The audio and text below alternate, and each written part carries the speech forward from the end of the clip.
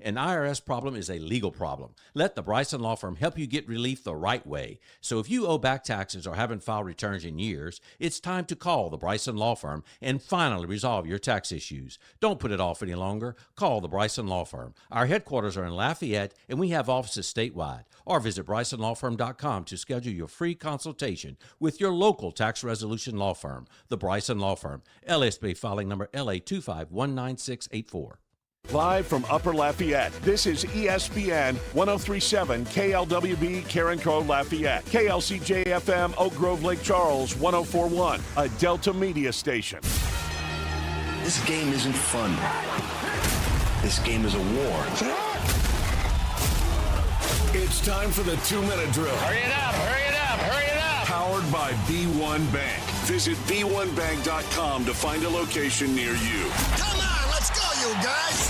Get in here, we gotta go fast now. Jordan Walker of the St. Louis Cardinals took home the Home Run Derby championship last night in his first ever time competing in the contest. He beat out Philly Kyle Schwarber in the championship round 12-11 and hit 6 consecutive home runs, with 4 coming on the bonus ball to beat Schwarber for the crown. Walker's longest home run of the night was 470 feet, but Junior Caminero of Tampa Bay had the longest of the Derby with a 491-foot blast in the second round. Continuing with the MLB All-Star break, the 2026 All-Star Game gets underway tonight from Philadelphia. Astros slugger Yordan Alvarez is in the starting lineup for the American League, batting in the 2 spot as the designated hitter. On the mound, it'll be Dylan Cease of Toronto representing the American League, opposite of Christopher Sanchez for the National League and the hosting Philadelphia Phillies. First pitch is at 7 p.m. tonight from Citizens Bank Park. Today in the FIFA World Cup semifinals, France will face neighbor and longtime rival Spain for a spot in the World Cup final. This is the 3rd straight semifinal fixture between the two teams in competitive tournaments, with Spain winning both of the previous meetings. Kickoff is at 2 p.m. this afternoon from AT&T Stadium in Arlington. The road to the college football season continues tomorrow as Kevin Foote and Dawson Iserlo will head to New Orleans for Sun Belt Conference Media Days. You'll be able to catch Footnotes with Kevin Foote from 9 a.m. to 11 a.m., followed by the LohDown with D-Loh from 1 p.m. to 3 p.m. live from Radio Row in New Orleans. Coverage begins tomorrow with live interviews and all the latest news on Sun Belt Conference football. I'm Blake Purser, and you're listening to ESPN 1037 Lafayette and 1041 Lake Charles, your home for the LSU Tigers and the Houston Astros.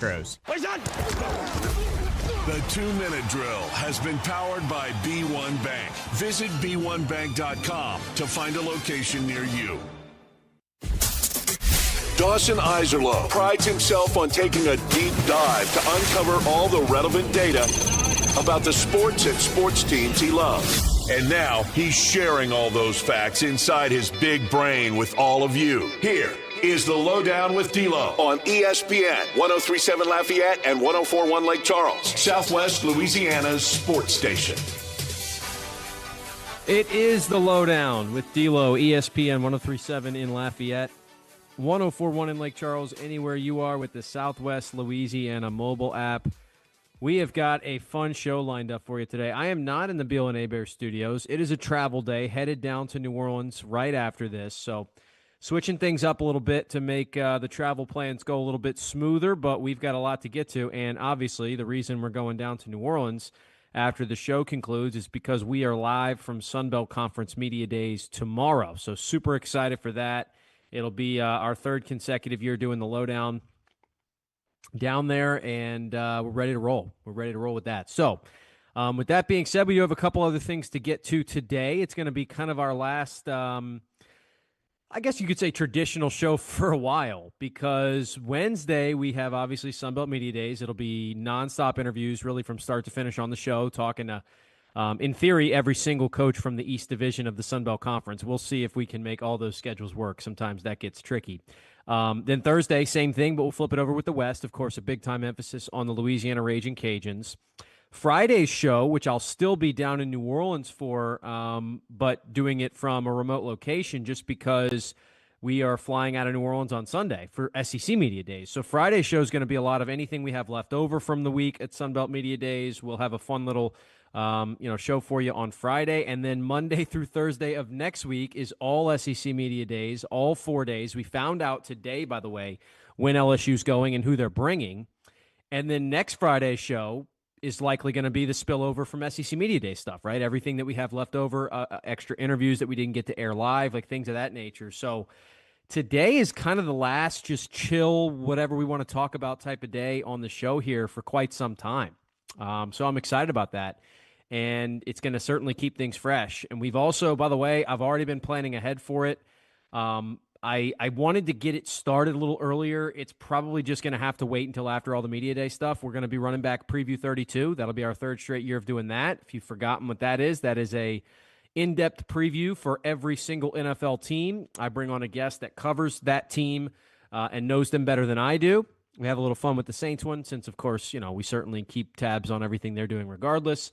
So Preview 32 likely to begin at latest the first week of August. I mean, because I don't want to have to jam these all together. We've kind of gotten caught doing that in the past couple of years where we ended up with maybe 8 or 10 of them left and only 2 weeks to get them all in. So I'd like to space them out a little bit, but, we're dealing with the schedules of 32 different reporters, so that can sometimes get a little tricky as well. But excited to have all that and more. James Mesh is in the Beal and Abear studios. He is back.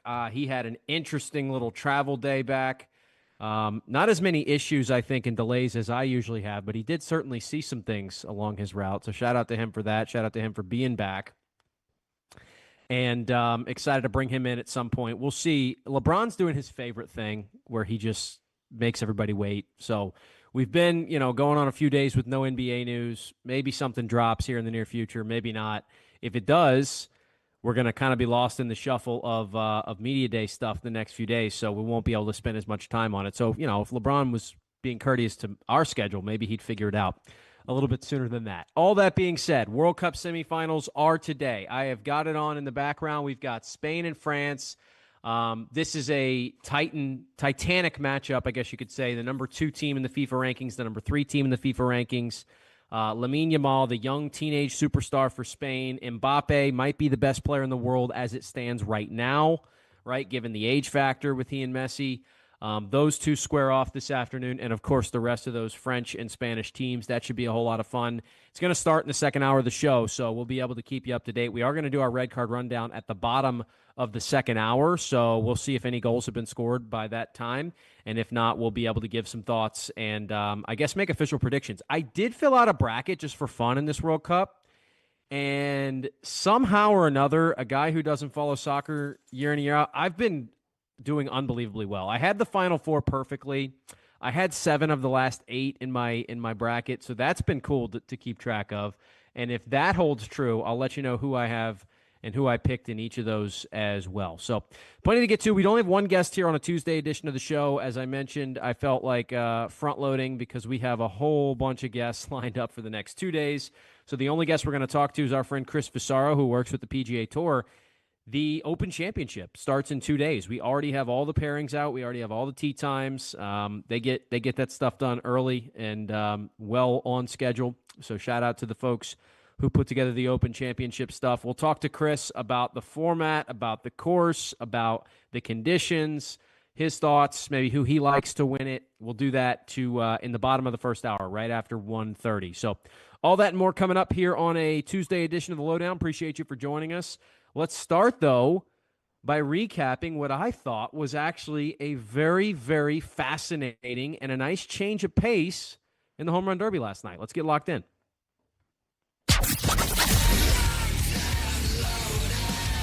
D-Loh is the kind of guy that stays locked in. On what? Well, that depends on the night.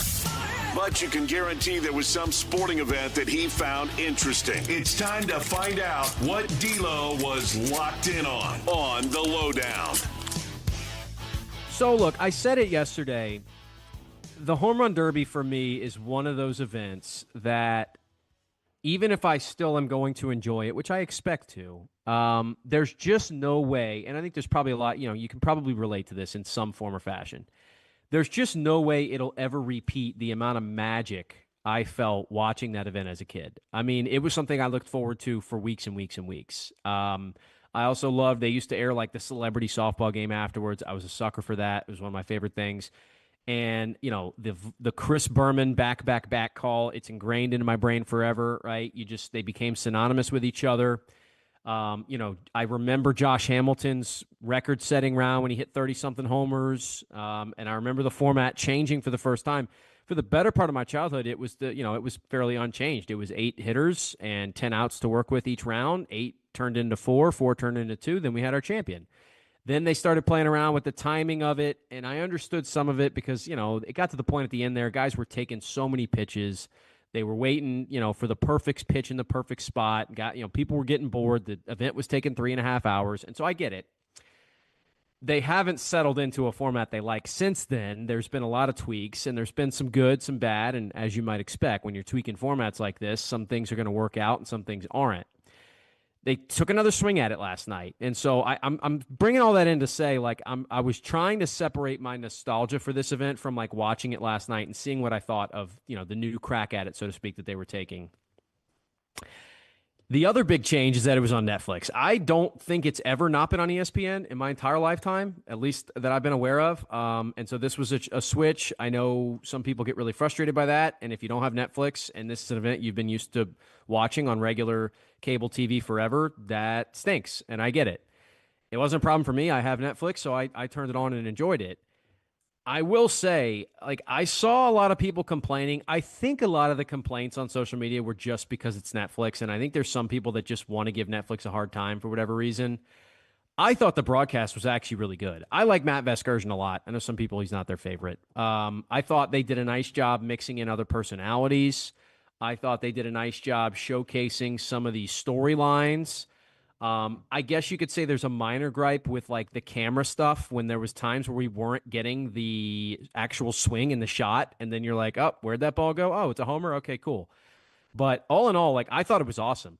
The new format, I got to say, the 20 swings and then the 15 swings in the rounds and it just being about that. And basically you're now maxed out. Hey, you can hit a maximum of 20 homers in regulation. And the last ball ends up being, the money ball, so to speak, where you can just keep going as long as you're hitting them. I thought it was awesome. I mean, I didn't think it dragged on. I thought maybe the gaps between rounds were a little excessive, but I thought it was fascinating to watch. I thought Junior Caminero put on a show early. Of course, Jordan Walker was awesome. The hometown guys, Schwarber and Harper, and then it coming down to hey, we've got one spot left. Schwarber put up a good number. Harper's trying to catch him. I thoroughly enjoyed it. I really, really did. I went into last night going, another format change, man. I don't know how this is going to go. Why do they keep messing around with it? And ultimately, I have to say that was solid. It was very, very solid. It was really good cinema. And look, you always have a little hometown boost, right? If there is a player from a hometown, I thought it was, and Philly's going to amplify that. And so the booing of everybody who wasn't Schwarber or Harper, and then especially when it was the next round and they're going directly against them, that stuff I added to it for me. It's funny, too. They clearly, this thing with the money ball, if you saw it last night, there was only one home run hit with the pink, I guess it's T-Mobile sponsored, so that's why it was the pink money ball, which, if you hit it one on the last ball, you keep going as long as you wanted to. There was only one hit until the very last hitter of the night. And so clearly these guys weren't seeing the ball very well, or maybe I don't know if there's some sort of physics thing with those baseballs or what the reasoning was. But clearly guys were not doing great with those. And how ironic is it that Jordan Walker's 3 shy going into the money ball, and you're kind of assuming, hey, nobody's been able to hit that ball. This feels like this is Schwarber's to win. And then Walker hits the 4 straight or whatever he needed and ends up winning the home run derby. And then, they did a good job showing his parents. I didn't think it was too much. I didn't have a whole lot of things to criticize. I like, it is also cool. They talked about this, seeing the players, Mike Trout with his 2 little kids out there. It was awesome. You get to see these guys a little less buttoned up, a little bit more, passion, showing off for everybody. It's a really good event. It's still got, I don't know if it's, as I said, there's a certain level of magic that it probably doesn't have that it had when I was a kid, but I'll tell you what it has a whole lot more than. That's the slam dunk contest in the NBA. And those are the 2 events that get compared, I think, the most, and it's fair because it is the premier All-Star weekend thing aside from the game, which we know the NBA's All-Star game has certainly lost its luster as well. It's not necessarily the biggest names in the sport that competed last night, but it was some of the better ones and a lot of the really good home run hitters. Yeah, it'd have been great to have Shohei and Yordan Alvarez and all those guys in it, but, Kyle Schwarber's a great home run hitter. Bryce Harper's a big-time name. Junior Caminero's an emerging star in this league. Jordan Walker's a really good player. So, it had a lot of that stuff, and I think that's good. I think that's good moving forward, and I I'm feeling good about where they're at with this thing. You know, we talk a lot about growing the game, and I care about baseball probably more so than some other things. And I walked away from last night going, hey, you know what? We give Manfred a lot of, crud here and there. I think he got this one right. I think he did a nice job with it, and or whoever else, made those decisions. I'm sure that wasn't strictly a mandate from him. All that being said, we do get the All-Star game tonight. We're going to talk about that a little bit. We've got some thoughts. We've got the lineups. We gave you those yesterday. What does the All-Star game really mean now? I guess that's going to be the question I ask to myself and to you, the listeners. I've got some thoughts on it. We'll kind of break that down a little bit on the other side of the break. You are listening to the LohDown. It's a Tuesday, as we mentioned. Coming at you here. It's ESPN Southwest Louisiana Sports Station. Stay tuned. We'll be right back. This is the LohDown with D-Loh, live on ESPN 103.7 Lafayette and 104.1 Lake Charles, Southwest Louisiana's sports station. The fellas here at ESPN 103.7 Lafayette, 104.1 Lake Charles are packing our bags, and we are heading to Tampa, Florida. SEC Media Days, it starts Monday, July 20th. Hard to believe that is less than a week from right now. RP3 and Mesh, the LohDown with D-Loh, will be live from Radio Row. It's ESPN's Live from SEC Media Day coverage, powered by Service Chevrolet Cadillac. In addition to live shows, we'll be providing updates for the Jordy Holtberg Show and footnotes all day long. So kick off the 2026 football season in Tampa with ESPN Southwest Louisiana Sports Station. ESPN 103.7 Lafayette and 104.1 Lake Charles is your home for the Houston Astros. And the Astros stun the Mariners. Hunter Brown, Yordan Alvarez, and the rest of the Astros are looking to get back to the postseason. You can listen to every pitch, hit, and thrilling victory of the Houston Astros. Incredible! As Robert Ford and Steve Sparks will be on the call. Tune in this season for live Astros baseball on Southwest Louisiana's sports station. The heart of Acadiana is its local businesses, the people, families, and companies that help our communities thrive. Here's a message from a proud certified South Louisiana business. Candyland Cottage is the place to satisfy all your cravings. Find delicious ice creams, fresh fudges, truffles, hot dogs, sausage po' boys, Frito pies, and homemade shakes. Visit us in Scott and Rain for a sweet treat. Plan your next birthday party or field trip at Candyland Cottage. Shop local, support local. Certified South Louisiana. Did you know you can get great tasting Clear Springs artesian water delivered to your office or your doorstep at home? Clear Springs is 100% local with their own bottling facility at the world-famous Kentwood Aquifer, no chemicals added. Just pure Kentwood, Louisiana artesian water.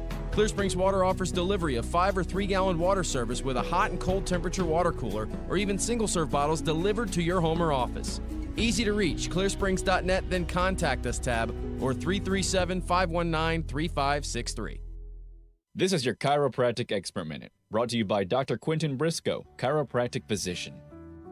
Hello, I'm Dr. Quentin Briscoe. Veterans, are you struggling with chronic back pain, neck issues, or reduced mobility? You're not alone, and you have options. Chiropractic care is part of your VA health benefits, and at Briscoe Chiropractic, we specialize in non-surgical, drug-free solutions to help manage your pain and improve your well-being. We are proud to work with the VA Community Care Network. Let us help you regain your mobility and enjoy the active life you deserve. In addition to the VA Community Care Network, we are also in network with Blue Cross, Blue Shield, and Aetna. We accept motor vehicle accidents and workman's comp cases. To schedule an appointment with Briscoe Chiropractic, visit drqmb.com or call 337-534-0091. That's drqmb.com or 337-534-0091, because your spine deserves expert care. Attention first responders, police officers, firefighters, military and former military personnel. If you have an acre or more of grass to cut, Skag Zero-Turn Mowers would like to thank you by offering you a special discount with their Simply the Brave First Responders program. Save big money on the industry's top-rated zero-turn mower at Nolan's Lawnmower in Carencro. Nolan's can offer well-qualified buyers 0% financing for 48 months. Come by Nolan's Lawnmower at 3547 Northwest Evangeline Thruway and check out the full line of Skag zero-turn lawnmowers. This is ESPN 103.7 Lafayette and 104.1 Lake Charles, broadcasting live from the Beal and Hebert studios in Upper Lafayette. Beal and Hebert, Acadiana's hometown lawyers. Back to more of Southwest Louisiana's sports station. We're back here on the LohDown. We're talking Major League Baseball here to start off the show. We're going to switch gears to the Open Championship in the world of golf in just a bit. But for now, wanted to give some thoughts on the game itself. We talked Home Run Derby in the Open. If you're just joining us, the All-Star Game is tonight. Of course, the American League and the National League, good old-fashioned rivals, right? They're going to play at 7 o'clock. The winner of this game doesn't really get anything. They once did. I think it's an interesting point. Plenty of you will remember that for a very long time, home field advantage in the World Series was decided by the All-Star Game. Mixed feelings on that, I'd say. I liked it. I mean, I was a kid when throughout most of the portion of it happening, but I did feel like it gave you some extra. There's plenty of holes you can poke in the theory, right? You go, wait a minute. So some of these guys who are on teams that are probably not even going to sniff the playoffs are helping decide who has home field advantage. Like, this is a little bit silly. A team could win 110 games in the National League and then lose the All-Star Game and have to travel in the World Series to a team who won 90 games and just barely made the playoffs. So I understand some of the criticisms of it, but I did still think it was a pretty cool way to add some extra importance. And maybe it was artificial, right? But it also kind of became tradition because they've been doing it for so long. So you ask now, and look, I don't know if there has to be something. They've tried so hard in the NBA to give some significance back to this game. They've gone as far as to institute cash prizes now to try and entice players to care. And, last year they maybe had a nice showing with the tournament, but they really are struggling to get the players invested in it. It's never really felt that way in baseball. Maybe part of it is that basketball and, obviously football, when the Pro Bowl was still a thing, when they were playing in pads, there's clear and easy ways to half-ass it. They're very competitive, high-contact sports, but if you remove some of that pace and some of the contact from them, it's pretty easy to kind of quote-unquote half-ass it, right? Baseball, you really can't do that. You're not going to go from throwing 95 to throwing 88 with your fastball just because you're trying not to take it too seriously. And if you're swinging the bat and running the bases, like, you're just doing both of those things. You know what I mean? Same thing. If a ground ball's hit you, I guess you could be more nonchalant about it, but there's just no way to kind of give half effort and still be playing the game, especially at the professional level. And so they've never really had this issue. The really interesting thing, I think, is how close these records have been all time. And this gets brought up every year. I'm sure you're going to see it on the Fox broadcast tonight. The American League leads the all-time series 48-45 with two ties. I'm in soccer mode. With two ties. The run differential all time, they've had almost 100 of these. It began in 1933. American League, 388 runs. National League, 380 runs. The NL had an 11-game winning streak from 72 to 82. The AL had a 13-game winning streak from 97 to 09, excluding a tie in 02, which I remember because I remember when I was a kid, like every year it was, hey, why can the National League not win this game? And as a result of that, as I mentioned, with the old rules, the American League hosted the World Series for more than a decade straight at one point. Most recently, you've had some things switch around a little bit, and you've had some back and forth, but still, I don't know what it is about these long-standing kind of runs that the teams start to get on. Because as I mentioned, the American League goes from, all the way to 09 with that long streak. Then the NL wins 3 straight from 10 to 12. And then the American League again would go on another 7-game winning streak, make it 9 games after the game wasn't happening due to COVID. So I don't fully understand it. And again, these are all close games. From 22 back, it's 3-2, 5-2, 4-3, 8-6, 2-1, 4-2, 6-3, 5-3, 3-0. The last time an All-Star game before 2022 was decided by more than 3 runs was 2012 when the NL won it 8-0. Most recently, since 22, you've had, again, competitive games, 3-2, 5-3, 7-6. And for the first time in nearly 3 decades, actually more than that, the first time, right about 3 decades, since 86 to 88, we are on a 3-year stretch right now where we have alternated winners. The National League won it in 23, the American in 24, back to the National League in 25. You have to go back even further than that to find a 4-year stretch where the two teams alternated who won year in and year out for 4 consecutive seasons. So, there's a lot to make about nothing maybe in that you go, hey, the games are still competitive. The players are trying because it's maybe just kind of the nature of the sport, and we're getting really competitive, fun games to watch. Now, Is the Major League Baseball All-Star Game my favorite sporting event on the calendar? No. Like, it's fine. I mean, I'm into it. I'm interested in it. I'll have it on.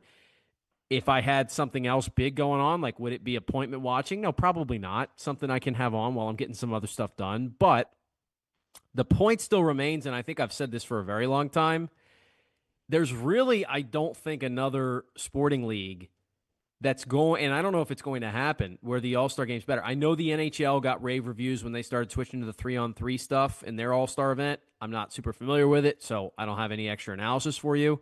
But outside of that, like, the Major League Baseball All-Star Game seemingly has, I would say, the most juice left, and they've done a nice job maintaining it. You know, they only have the one other big event in the Derby to happen beforehand, but it does feel like it's the one that's hanging on its best right now. Okay, one other thing I wanted to point out here before we get to a break, and we'll bring on our friend Chris Fissaro after this. Another thing that I think is funny to me is when we hear the phrase All-Star break, and I was talking to Kevin about this the other day. I was like, did the break used to be longer? And he's like, no, the opposite. It was actually shorter for a while. It's maybe just, I don't know if everyone thinks this way. Maybe it's just the way I've thought about it. When you hear people talk about the All-Star break, and maybe it's different in the NBA because the break's a little longer, but I feel like people assume, or in my head at least, it's like a full week off because you think like, hey, maybe we'll get some guys back healthy because they'll get the extra time off. Maybe we'll have a chance to, reset ourselves, really get away. The guys can get a little vacation in to reset their brains and focus on the back half of the season. It's 4 days, guys. Like, it's 4 days off. And it's already halfway over. When the All-Star game gets played tonight, the All-Star break is halfway over. So if you're involved in the All-Star game and the Home Run Derby, and a lot of the guys, I'd say most of the guys who are in the All-Star game showed up to the Derby last night because they're already in town for it and everything like that, your All-Star break is 2 days. It's one more day than before. Now, you can say, hey, they're not playing with the same level of prep, but especially if you're playing in the All-Star game, like you're putting some physical wear and tear on your body. You got to prepare for it. You got to get out stretched out. You got to warm up. You got to do your whole thing. So it was one of those realizations I had this year when I was looking at the calendar, and ironically enough, I think I was looking at it because we were, planning out like Astros broadcast stuff for our station, and I'm like, they're playing games on Friday. Why did I think it was longer than that? So I don't know if anyone else out there was like, yeah, in their head, the All-Star break is more. It's crazy, too, when I was a kid, and again, it was just like my day in, day out, loving Major League Baseball, watching every single game, not missing an inning. The All-Star break felt like it took forever. I was like, you're telling me I got to go this many days without an Astros game? Don't feel like that anymore. Feel like the break could probably be a little longer than it is. But, hey, that's the way it goes, and I guess that's why baseball's the sport that's meant to be played every day. So, tell you what, we'll take the break now. We've got Chris Fissaro talking golf on the other side. Looking forward to this Open Championship. It begins on Thursday. We'll get his thoughts on it next. This is the LohDown with D-Loh, live on ESPN 103.7 Lafayette and 104.1 Lake Charles, Southwest Louisiana's sports station. This game isn't fun. This game is a war. It's time for the 2-minute drill. Hurry it up, hurry it up, hurry it up. Powered by B1 Bank. Visit b1bank.com to find a location near you. Come on, let's go, you guys. Get in here, we got to go fast now. Jordan Walker of the St. Louis Cardinals took home the Home Run Derby championship last night in his first ever time competing in the contest. He beat out Philly Kyle Schwarber in the championship round 12-11 and hit 6 consecutive home runs, with 4 coming on the bonus ball to beat Schwarber for the crown. Walker's longest home run of the night was 470 feet, but Junior Caminero of Tampa Bay had the longest of the Derby with a 491-foot blast in the second round. Continuing with the MLB All-Star break, the 2026 All-Star Game gets underway tonight from Philadelphia. Astros slugger Yordan Alvarez is in the starting lineup for the American League, batting in the 2 spot as the designated hitter. On the mound, it'll be Dylan Cease of Toronto representing the American League, opposite of Christopher Sanchez for the National League and the hosting Philadelphia Phillies. First pitch is at 7 p.m. tonight from Citizens Bank Park. Today in the FIFA World Cup semifinals, France will face neighbor and longtime rival Spain for a spot in the World Cup final. This is the 3rd straight semifinal fixture between the two teams in competitive tournaments, with Spain winning both of the previous meetings. Kickoff is at 2 p.m. this afternoon from AT&T Stadium in Arlington. The road to the college football season continues tomorrow as Kevin Foote and Dawson Iserloh will head to New Orleans for Sun Belt Conference Media Days. You'll be able to catch Footnotes with Kevin Foote from 9 a.m. to 11 a.m., followed by the LohDown with D-Loh from 1 p.m. to 3 p.m. live from Radio Row in New Orleans. Coverage begins tomorrow with live interviews and all the latest news on Sun Belt Conference football. I'm Blake Persher, and you're listening to ESPN 1037 Lafayette and 1041 Lake Charles, your home for the LSU Tigers and the Houston Astros. The 2-minute drill has been powered by B1 Bank. Visit b1bank.com to find a location near you. ESPN 1037 Lafayette and 1041 Lake Charles is packing its bags and headed to Tampa for SEC Media Days. Tune in starting Monday, July 20th, as RP3 and Mesh and the LohDown with D-Loh will be broadcasting live from Radio Row for ESPN's Live from SEC Media Day coverage, powered by Service Chevrolet Cadillac. Kick off the 2026 season in Tampa with ESPN 1037 Lafayette and 1041 Lake Charles, Southwest Louisiana's sports station. Let's try something new, like not overloading your outlets. Up next, from Mr. Electric. You know that power strip and your extension cord? They are not a permanent lifestyle choice. You don't have to be afraid to get rid of them if they're damaged. And keep water far away from electricity. And if something sparks, buzzes, or smells like regret, call a professional, because saving a few bucks is not worth turning your living room into a campfire. Home electrical safety. It's not shocking, unless you ignore it. If you would like to learn more, visit MrElectric.com. You're looking for not only a good electrician, but one you can trust. Here's Sean Dorey with Mr. Electric. Yeah, I love what I do. I love serving our community. It's a pleasure, it really is. Our reviews speak for the passion that I have. You know, we want to do good business. We want to be someone that you can trust to come in to your home. Call Mr. Electric today or see us on Facebook. Hi, I'm Nancy Landry. No matter what part of our great state you call home, Louisiana's elections are an important part of who we are. In 2026, closed party primaries will change how some of those elections happen, so you'll want to know what to do. Keeping your registration current ensures you'll get the right party-based ballot. Remember, this change only applies to certain offices. To learn more, visit govote.com or download the GoVote app. Paid for by the Louisiana Secretary of State's office. Oh, look who's here. Everybody Loves Raymond is on MeTV. Who told you that? Raymond! America's #1 classic TV network. Nothing even comes close. Enjoy 2 back-to-back episodes every weeknight. We're doing it twice. Watch Everybody Loves Raymond. Yeah, it's all about you, Raymond. Weeknights starting at 8 on MeTV.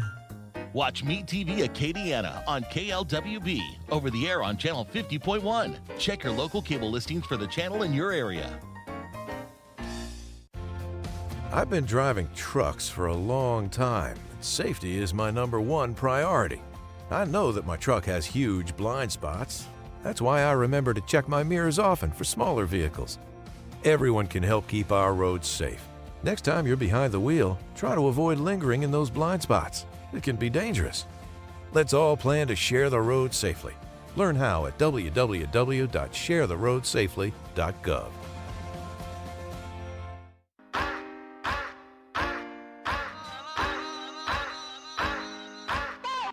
The biggest headlines in the world of sports are discussed here.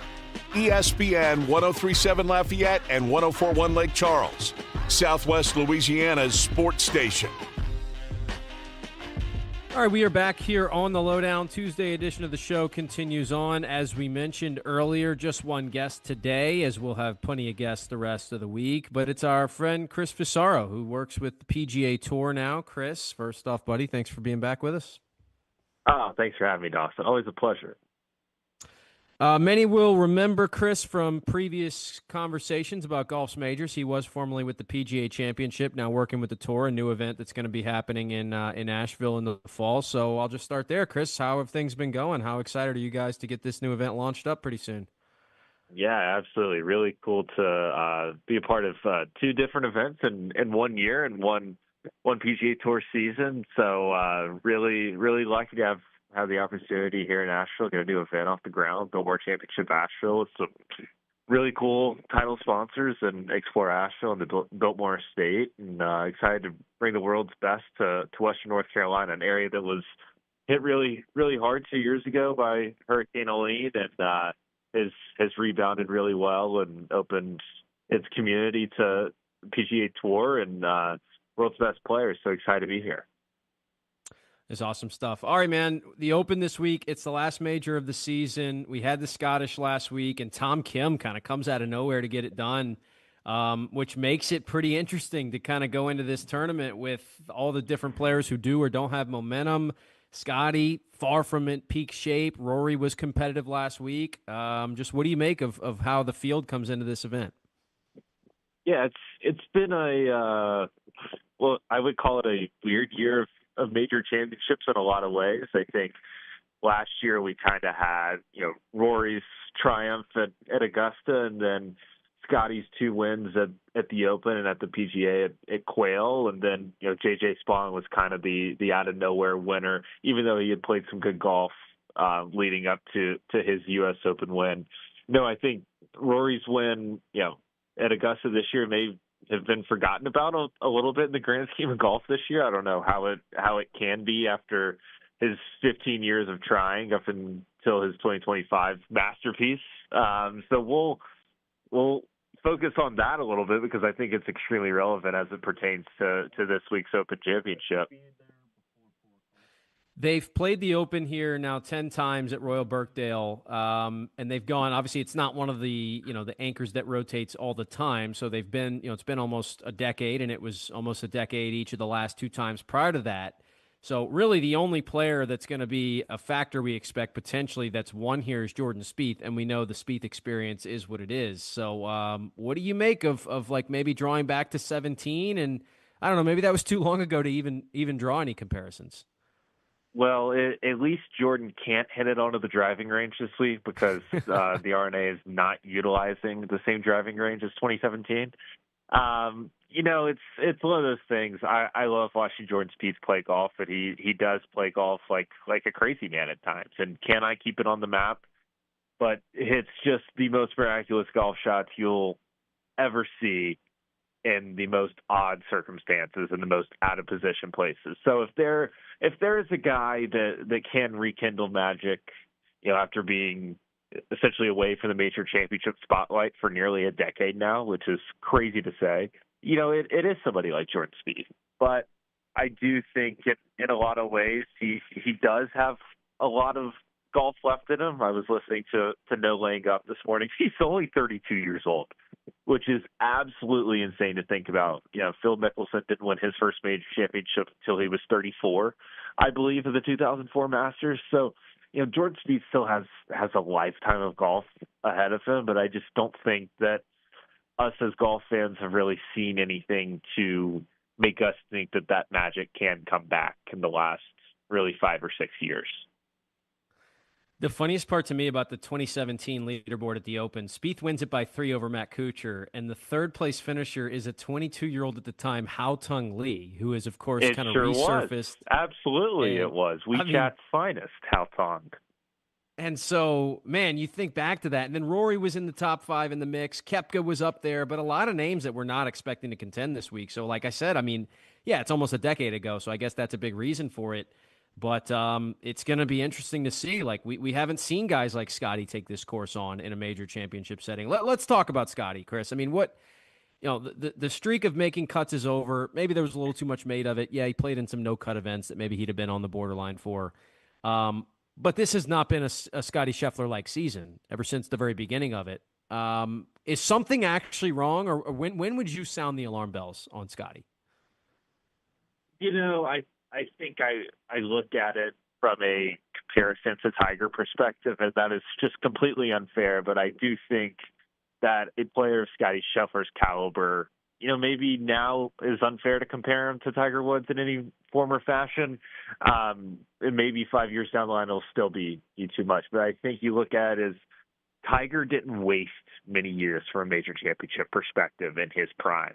I think any year that Scotty does not swipe one at a minimum, I do think it is a lost year. And I think it's been somewhat of a lost year, and just in the PGA Tour fault too. He's won one time at the Amex. He's had chances to win otherwise, call it legitimate chances or no, when push came to shove. But he was, he's been at the top of leaderboards. But it's felt like something has been lacking all year, and maybe he can go across the pond and find something. But he did not play well at the Scottish at all last week. So I do think there's something a little off. But even when Scotty struggled for a little while post his 2022 Masters breakthrough, it was the putting that you could point to right away. His putter was off. He was close to last in the field nearly every week in putting, and then he turned that around and then came on the Scotty dominance that we've been used to seeing the past 2-ish years.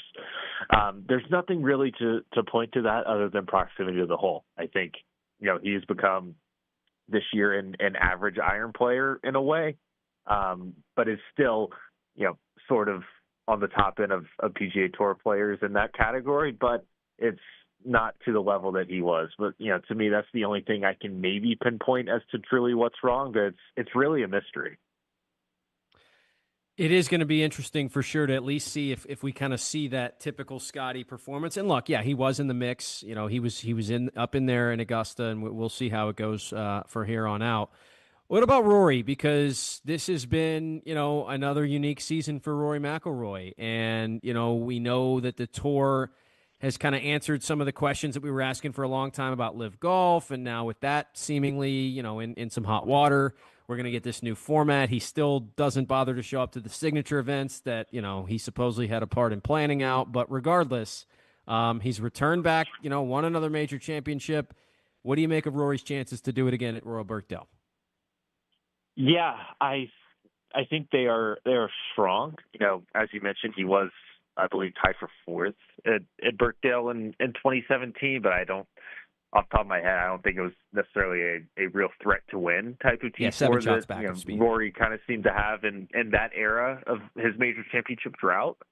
I do think there is a legitimate chance. He hasn't played, really too much golf since Augusta. I think, similar to last year, he was really preparing for that event, and he played well at Aronimink, and then played okay at times at Shinnecock. I think there was a real path for him to win that event at certain points. I think you look through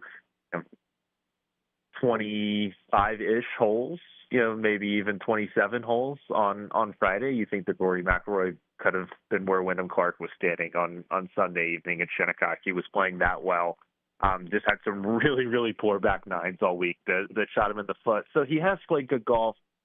I think Birkdale is a good fit for him, but I really don't think there are too many Open Championship venues that are bad fits for Rory. And it's kind of crazy that he's only won one back in 2014, and I think there's a really good chance that he can pick one off this week. I think he had a sloppy round on Saturday, what turned into Sunday last week at the Scottish, but that was just a strange weather day and hard to be thrown off a little bit by that. But his Sunday round was extremely positive, as were Thursday and Friday, and I think that's really good sign for him to take into this week. Chris Fissaro is our guest. We're talking Open Championship. It's set to get going on Thursday at Royal Birkdale, as we've been previewing it here. That's one of the other things, Chris, that's been really interesting is all these players who have jumped up and had opportunities. And, we mentioned kind of the, say out of nowhere, because as we alluded to, Spawn and Wyndham Clark had shown some signs before. But we also know the nature of links golf, right? It can, you can get a couple favorable bounces. You can get on the wrong side of the weather draw. I mean, this leaderboard can get impacted by things that are sometimes out of your control. At the same time, though, we, of course, have a lot of the top players that have found a way to win one. What do you make of that element of this Open Championship? Yeah, I think it has been an event where, some of the stronger players in the world have won in the last decade. But I think you look at the decade prior, and there were some big-time surprise winners. I think of, I believe, 45-year-old Darren Clark winning in 2012. Ernie Els won in his 40s in that era as well. I do think that there are, we might be due for a big-time surprise Open Championship winner this week. You got any names you like that are off the beaten path? Man, this might be a little bit of a love of the game pick, we'll call it. A heart over head pick. I'm going with Tommy Fleetwood, Birkdale's boy this weekend. First career major championship. Tommy grew up five minutes down the road from Birkdale. Member at the club right next to Birkdale. It would be such a cool story. It would be a really cool story for Tommy to win the Open in his hometown, and then England bring home the World Cup on Sunday. I don't know if there are enough pints in the UK available for that kind of Sunday, but we'll see. I think somebody like Tommy he's got to get it done. I think it would be such a shame if a player of his caliber and just the kind of person he is, if he went his entire career without winning a major championship. And I think maybe he can find some magic at home this week. I'll sign off on Tommy winning the Open. I will not sign off on England winning the World Cup on our home soil, not on our 250th birthday. Can't have that happen. But outside of that, Chris, appreciate you for joining us, man. Enjoy the tournament, and we'll catch up again down the road. All right. Appreciate it, Dawson. Thanks, guys. That's our friend Chris Fusaro. He's working with the PGA Tour, as we told you. Now at a new event, the Biltmore Championship. It's going to be in Asheville, North Carolina, later this fall. It's going to be a new fall event, the way the PGA Tour is kind of tweaking their schedule. So excited to talk to Chris potentially more about that event itself when it gets a little bit nearer. For now, though, the Open Championship starts on Thursday. Tommy Fleetwood, I like the pick. I like going with Fleetwood. I like the idea. You know, the Open is a little bit more wide open, no pun intended, where I think the Masters, right, your best bet if you're making picks, if you're entering your office pools for your Masters pick, your best bet's to pick some of the best players in the world, right? The guys who have had success at Augusta National in the past. The Open Championship, as I mentioned, because of the weather stuff, if you want to really nerd out on it, you can go in and look at what the weather forecasts look like, the guys who get the early, late draw as opposed to the late, early draw on Thursday and Friday, who can put themselves in a good spot. We know it's always windy and rainy, it feels like.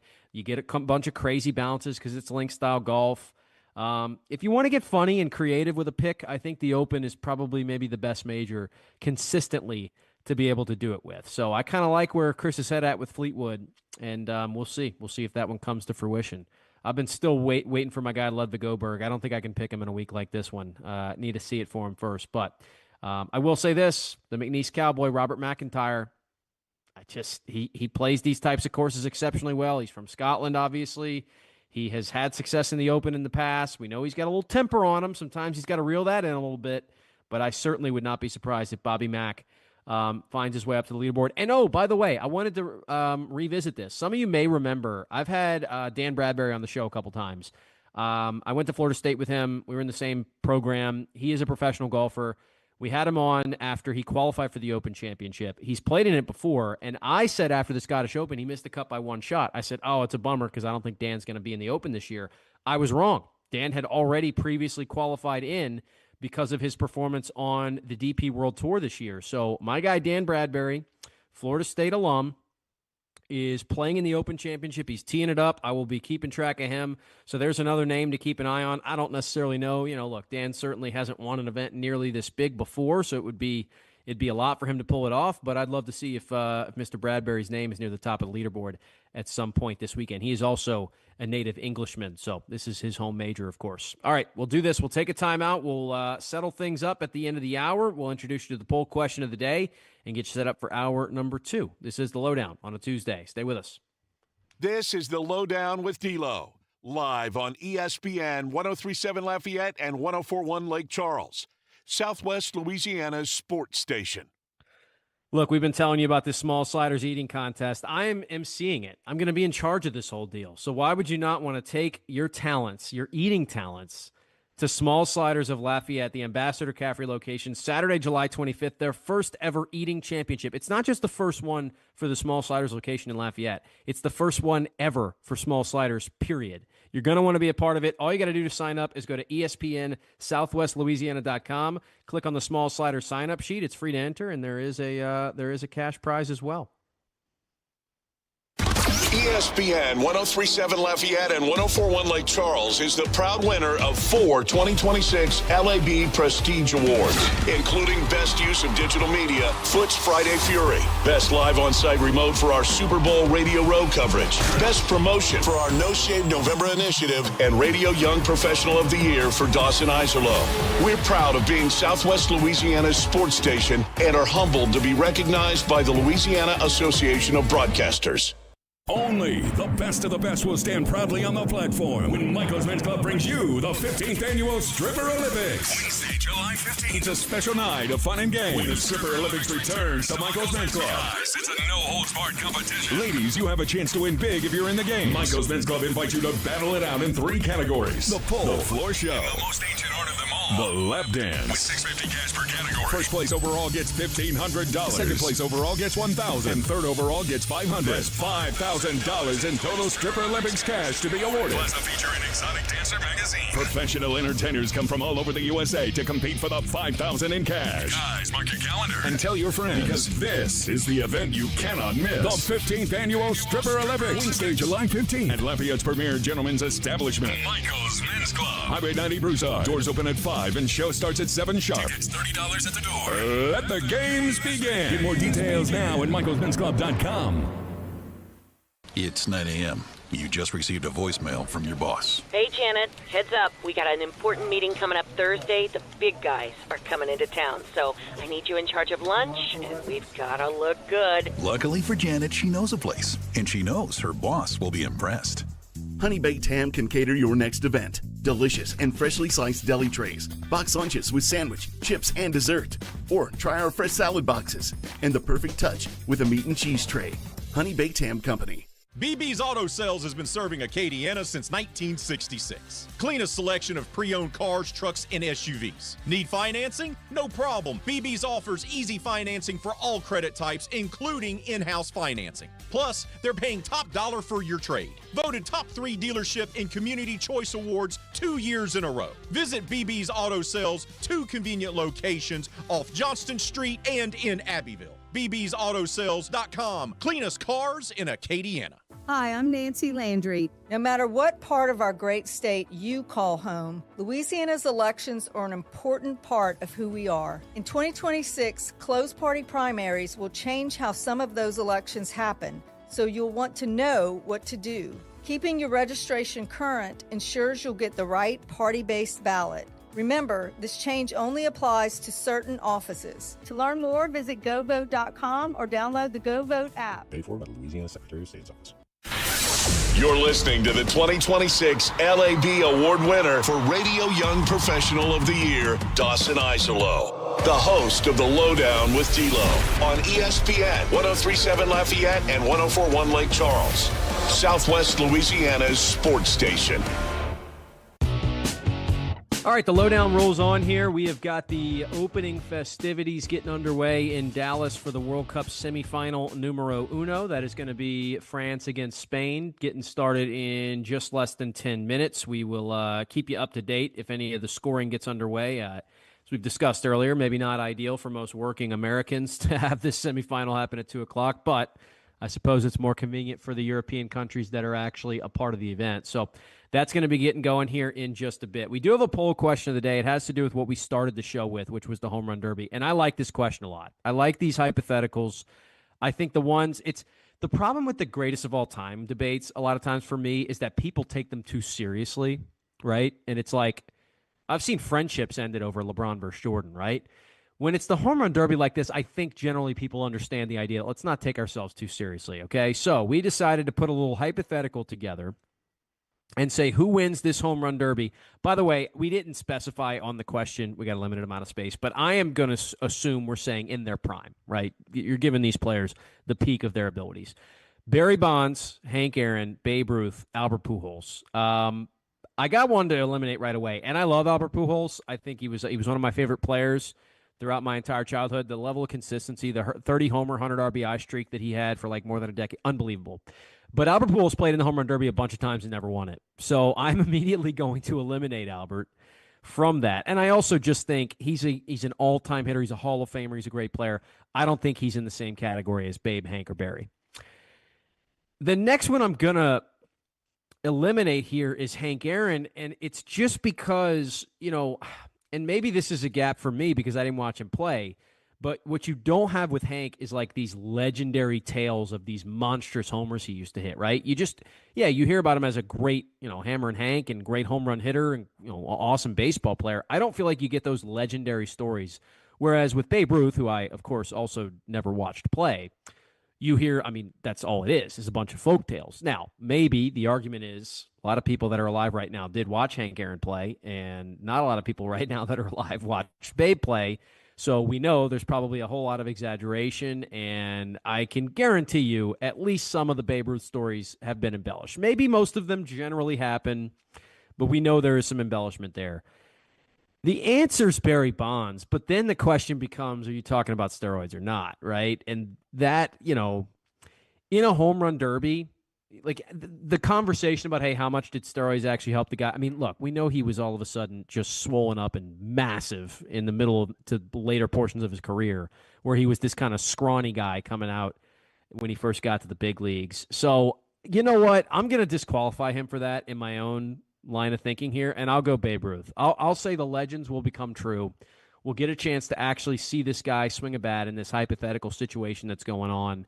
Give me the Babe to beat Barry because Babe did it on beer and cigarettes, not steroids. So we'll go with Babe Ruth to win this hypothetical derby. I've got Barry in second. I've got Hank Aaron in third. I've got Albert Pujols in fourth. Honorable mentions for this hypothetical thing. Who else could we throw into the mix, right? I think any of the old school names. You want to talk about a Mickey Mantle, not necessarily known for being strictly a home run hitter. Jim Thome, I think, is another guy who has probably a lot more homers than you remember. With the Minnesota Twins for so many years, maybe out of the spotlight a little bit. Jim Thome's 8th all-time in home runs in the big leagues. He had 612 of them. There's only 9 members of the 600 home run club, of course, and he is one of them. Sammy Sosa's the only one who is in the 600 home run club that has less than him. By the way, another reason we, kind of chose these 4 is these are the 4 members of the 700 home run club. 762, of course, for Bonds. If an asterisk, if you'd like. If you don't want to put it, that's fine. 755 for Hank. 714 for Babe. 703 for Albert Pujols. I still can't believe now. I know he had a lot of injuries and his own steroid allegations and things of that nature. But Alex Rodriguez to retire at 696 homers, I just can't believe he did that. Like 4 more to hit 700 in the sport, by the way, that has those magical milestones, right? The count stats matter more than probably any other sport. I can't believe he only got to 696. But anyway, there you have it. And by the way, when you look at the active leaders, if you gave me a lot of time to tell me who number 1 and number 2 were in active home runs in the big leagues right now, I don't know if I'd have got these 2 names. And you know what I'm going to do? I'm going to tease it. I'm going to tease it to the second hour. We're going to start the second hour talking a little bit about who the active home run leaders are and why these names are so surprising me. Really, I go down the top 10 of active players right now. I think there's a lot of surprises for a lot of different reasons, and I'll get to that. So let's save that for the second hour.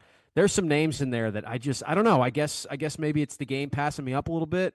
Maybe I'm getting old, feeling like a lot of these guys are still playing that aren't in the quote-unquote active list. But I'll give you this one hint. There are only 2 active players that have more than 400 career homers right now. One of them has 456. The other has 422. Then you got a bunch of guys that are in that kind of next tier around like 380 or so. So we'll do that to start the second hour. I'll let you know who's first and second and go through the rest of these names of the top active home run hitters in the major leagues right now. We'll also get you set up for the second hour. We've got a lot coming up. Stay tuned here. It is the LohDown with D-Loh, ESPN 103.7 in Lafayette, 104.1 in Lake Charles. We're hanging out on a Tuesday outside of the Beal and Abear studios. James Mesh is back there holding it down. Shout out to him. We return in just a couple minutes with that tease and a whole lot more. Stay tuned. The best businesses aren't just businesses, they're neighbors. Here's a message from a proud certified South Louisiana business. Bro Bridge Truck Stop Casino. They have the newest games around. Hot seat drawings and monthly specials like no one else. Located on the Bro Bridge Highway and on the banks of the Vermilion River. Come out today and try your luck at the Bro Bridge Truck Stop Casino. When you support local businesses, you strengthen the communities we call home. Shop local, support local, certified South Louisiana. Lose weight with Alex Goen patented hypnosis. This is Lisa Stofan. Hypnosis eliminated my desire for soda and fast food, made me want to exercise, and I lost 60 pounds in 6 months. My energy level exploded. I went to another session to deal with some other problem foods. I lost another 10 pounds. In fact, I brought my husband, and he lost weight. The only weight loss method in America proven useful by the U.S. Patent Office because it reprograms your subconscious. Engineered to kill cravings, emotional eating, and late-night fridge attacks. Get full on half the food so you lose the weight and you keep it off. 10 pounds, 30 pounds, whatever your goal. Only $59.99 or your money back. Weight loss seminar Saturday, July 18th at the Hilton Garden Inn Cajun Dome at 11 a.m. Stop smoking at 2 p.m. Sign up at alexgoen.com. That's ALEXGOEN.com. alexgoen.com. Black's Outdoor Marine is Acadiana's Spartan Mower headquarters. Spartan Mowers delivering more mowing power and performance. Black's has commercial and residential Spartan mowers with Kawasaki motors in stock now and ready to cut. Black's also has parts, service, and financing available. Call 337-233-4272. That's 337-233-4272 or stop by 1423 Northwest Evangeline Thruway in Lafayette. Black's Outdoor and Marine serving Acadiana since 1968. Live from Upper Lafayette, this is ESPN 1037 KLWB Carencro Lafayette, KLCJ-FM Oak Grove Lake Charles 1041, a Delta Media station. Sports Center. I'm Christine Lisi. In one of the biggest matches of this World Cup, it's France and Spain in the semifinals with a spot in Sunday's championship game on the line. French captain Kylian Mbappe tied with Argentina's Lionel Messi for the tournament goals lead with 8. They are just underway in that match. Stars will be out tonight in Philadelphia for the 2026 MLB All-Star Game. The Angels' Mike Trout in the AL starting outfield in his 12th Midsummer Classic. That is the most of any of this year's participants. He's likely in for a big night, believes ESPN baseball analyst Eduardo Perez. He's been dominant this year. And not only he's been dominant, better said, in the All-Star games. In 2014, he was the MVP. He went 2 for 3 with a triple and a double. In 2016, comes in and he hits a home run. He knows these moments. Midsummer Classic belongs to this guy, Mike Trout. All-Star Game coverage, 7 Eastern ESPN Radio. The Aflac kickoff game announced an NIL deal with Auburn leading up to the September 5th game versus Baylor. The multi-million-dollar deal, first time a neutral site college football games incorporated NIL compensation for student athletes. If you run a small business, you've got to try Gusto. Get unlimited payroll runs and get your payroll taxes filed automatically. Offer health insurance, 401k, and more. Get started for free at gusto.com.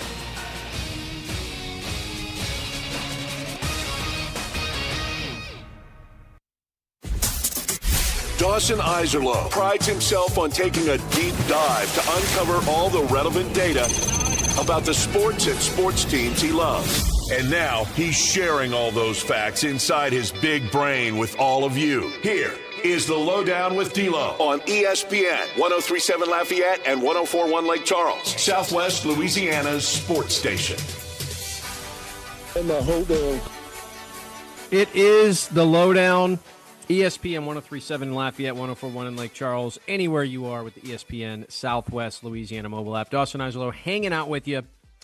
I am not in the Beal and Hebert studios. That is because right after this show ends, we are headed down to New Orleans to get prepped for Sunbelt Conference Media Days. Myself, Kevin Foote will be there. Footnotes, of course, 9 to 11 a.m.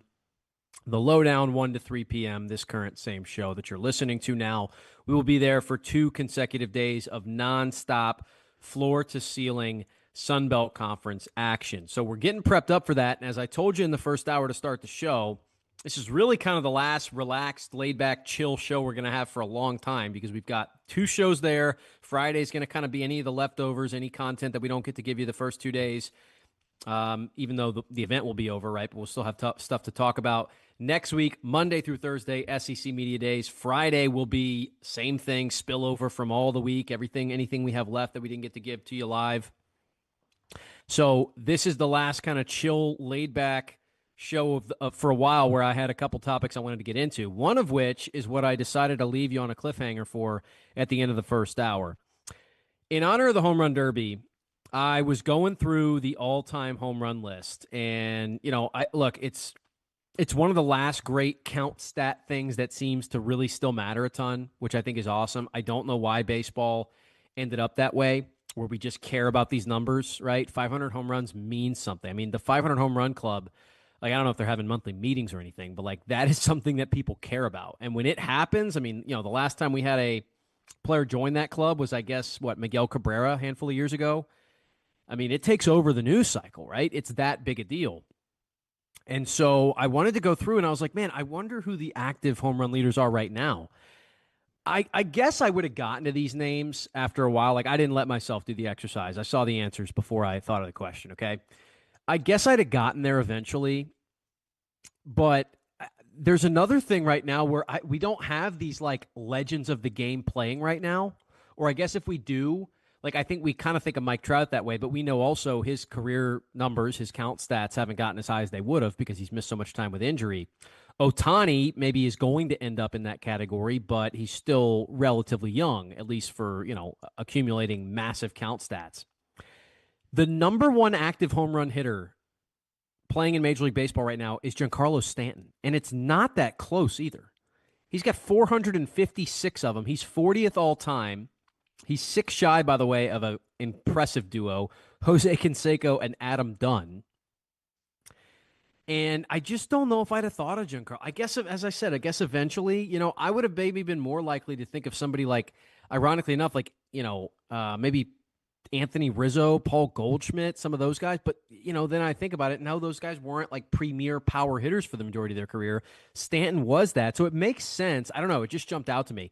Number 2 on the list is Mike Trout. I thought that was pretty impressive as well. And given the fact that, as I mentioned, he has had so many, injuries that have affected him. And here's maybe the most impressive thing. You look at the numbers around him. The way Baseball Reference has it organized, which, by the way, just a top-tier website. Shout out to Baseball Reference. They have your total plate appearances as well. Mike Trout, who has 422 homers, only has 7,557 plate appearances. You know what's more impressive than that is Stanton has less, 7,273. Giancarlo Stanton, I'd have to do the official numbers on it. He is pretty close, I think, to having the best plate appearance per home run ratio of any guy who's, in the 400 home run club or above.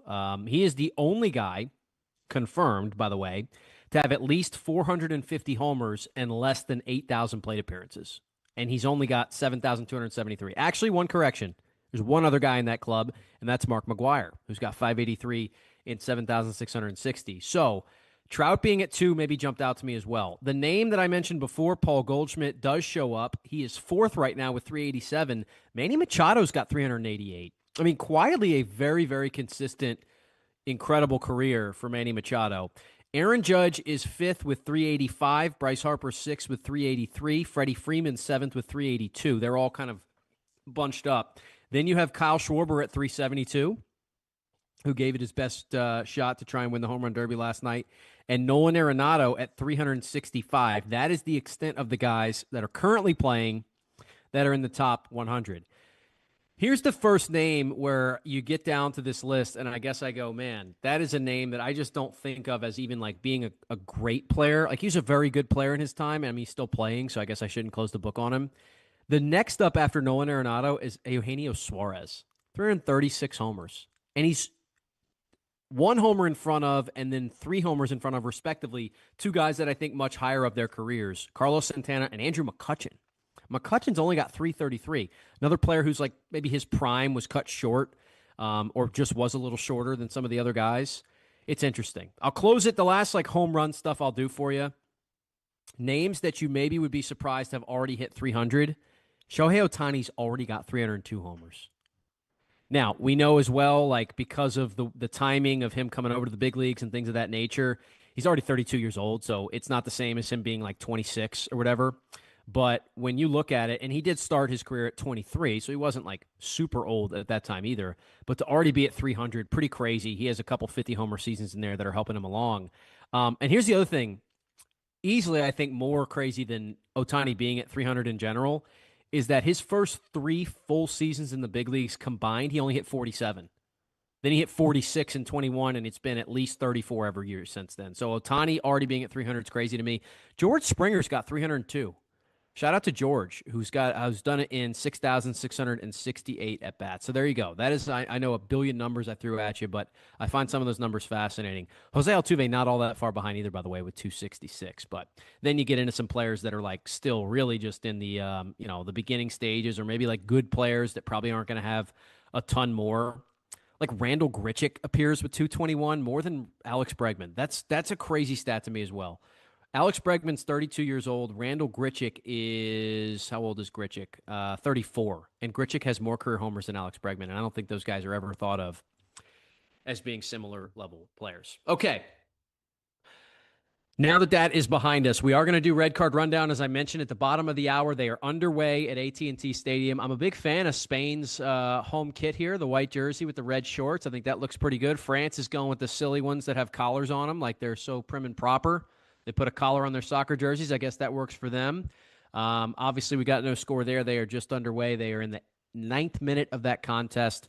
We'll let you know if anything happens past that. We did get news from SEC Media Days today. You know, one of the things we've been waiting on for a while has been the schedules and the player announcements, who is going to be going.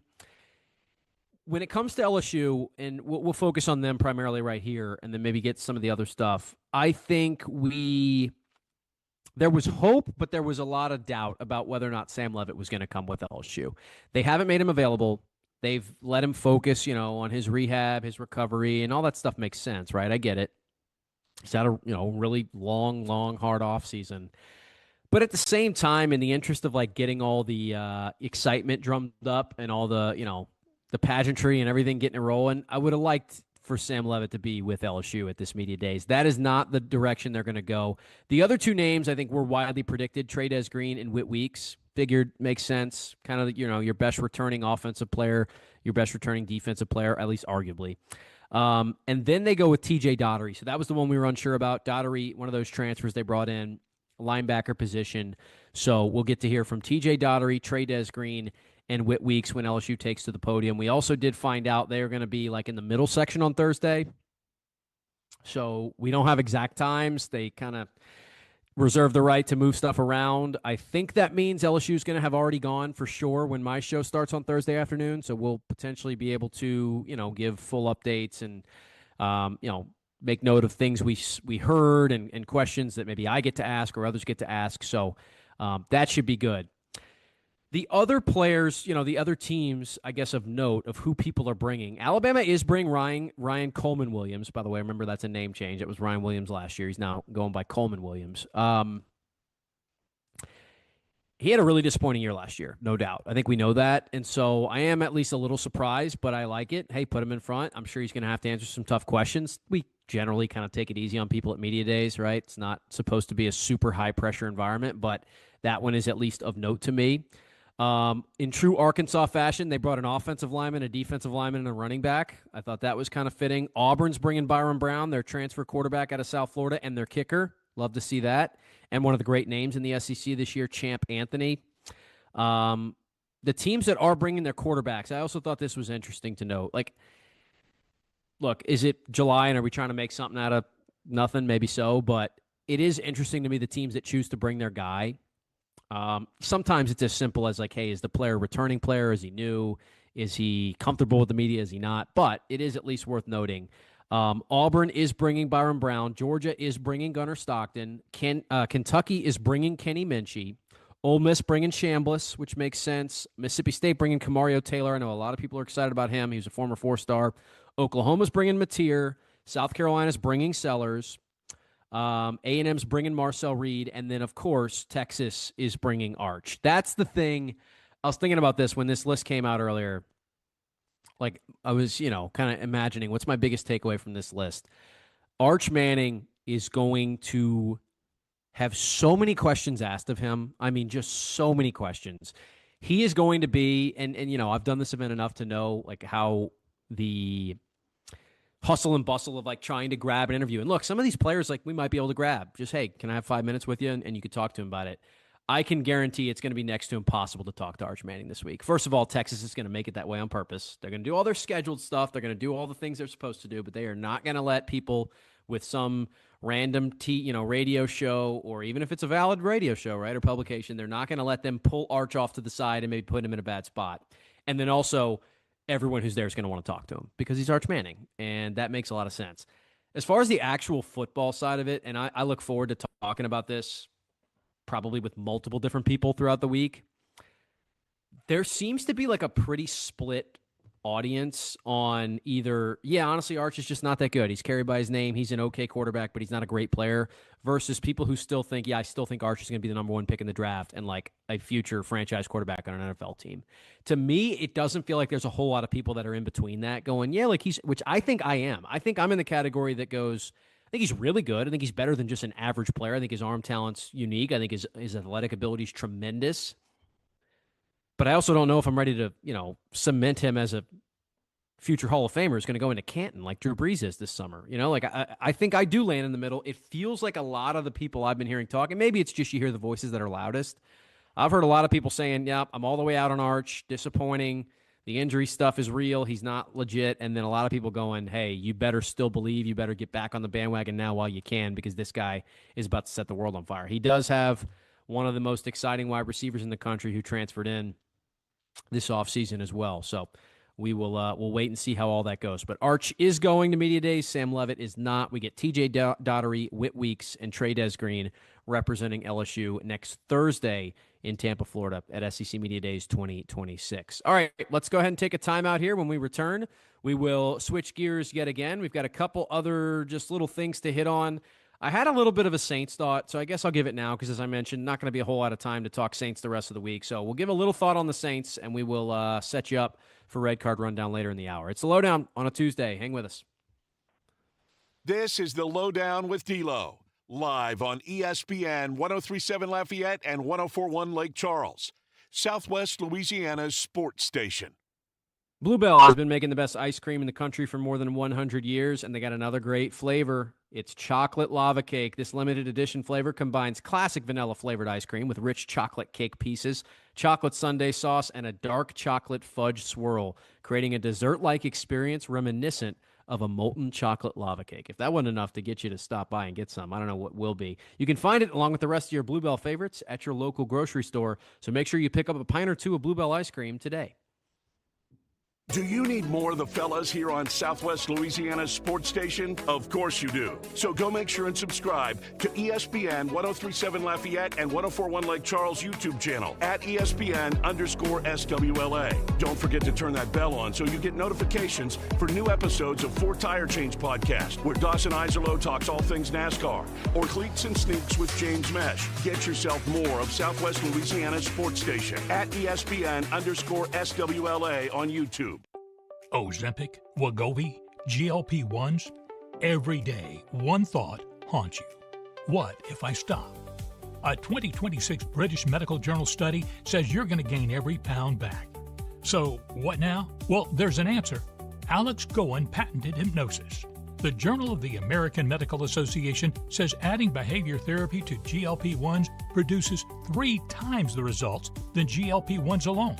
And hypnosis is behavior therapy concentrated. Alex Goen Hypnosis is the only U.S. patented hypnosis proven useful by the U.S. Patent Office. Engineered to destroy cravings, make you full on half the food, and kill late-night fridge attacks. Only $59.99 or your money back. Weight loss seminar Saturday, July 18th at the Hilton Garden Inn Cajun Dome, 11 a.m. Sign up at alexgoen.com. That's ALEXGOEN.com. It's 9 a.m. You just received a voicemail from your boss. Hey, Janet, heads up. We got an important meeting coming up Thursday. The big guys are coming into town, so I need you in charge of lunch, and we've got to look good. Luckily for Janet, she knows a place, and she knows her boss will be impressed. Honey Baked Ham can cater your next event. Delicious and freshly sliced deli trays, box lunches with sandwich, chips, and dessert. Or try our fresh salad boxes and the perfect touch with a meat and cheese tray. Honey Baked Ham Company. Acadiana Legal Services Corporation provides free access to legal services. Their work spans across Louisiana. They're committed to helping eligible individuals navigate legal challenges from family law to public benefits. Their team delivers reliable, high-quality representation. Acadiana Legal Services provides comprehensive benefits and a supportive work environment. Join a team that makes a difference in the lives of people. Apply today at la-law.org/careers or careers@la-law.org. Every weeknight, MeTV has your laugh therapy. To chase away the blues or the olive drabs. With 2 hours of MASH at 5. This guy's ankle has tickled my funny bone. Followed by the Andy Griffith Show at 7. Doggone it, Otis. You're supposed to be hugging me when I'm arresting you. But he likes you, Bart. Weeknights on MeTV. Watch MeTV Acadiana on KLWB, over the air on Channel 50.1. Check your local cable listings for the channel in your area. Do yourself a favor and download the free ESPN Southwest Louisiana mobile app, powered by Moss Motors BMW for your Android or Apple devices. Download the app by searching ESPN 1037 Lafayette or ESPN 1041 Lake Charles. It's just that easy to take Southwest Louisiana's sports station with you wherever you go. So I had this Saints thought, right? I had this Saints thought that I wanted to get to here.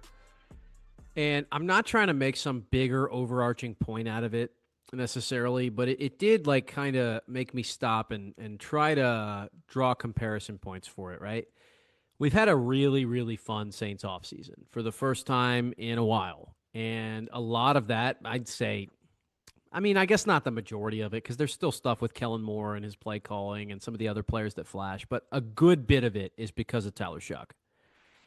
And so the thought that I had, and kind of the maybe it's a little bit of a sobering thought in some ways, where I was like, we still really don't know who this guy is. I know we think we do, and I think I do. I think I know who he is as a player. We're dealing with such a small sample size, and my point is, like, we've had such a long offseason where nothing could have gone wrong in the offseason, right? I mean, as long as Tyler Shuck didn't like eat every meal at Chipotle and trash New Orleans, like, which he didn't. He's done awesome. He's been out in the community. He has done everything you need a franchise quarterback to do. But we're talking about 9 starts in the NFL. You know, we're talking about, 10 passing touchdowns and 6 picks. Now, I'm the first to tell you that's a little misleading because he had some rushing touchdowns that contributed there as well. Some of those picks were in bad spots that weren't necessarily his fault. But we might get hit with this, like, realization. And again, maybe it's good, maybe it's bad. I don't know exactly what it's going to end up being early on in the year, where we go, we thought we had this thing figured out. Now we're asking new questions, right? And maybe some of those questions will be good questions. Maybe they'll be, how high can his ceiling go? Maybe this guy is the future franchise quarterback that's going to be in place for the next decade.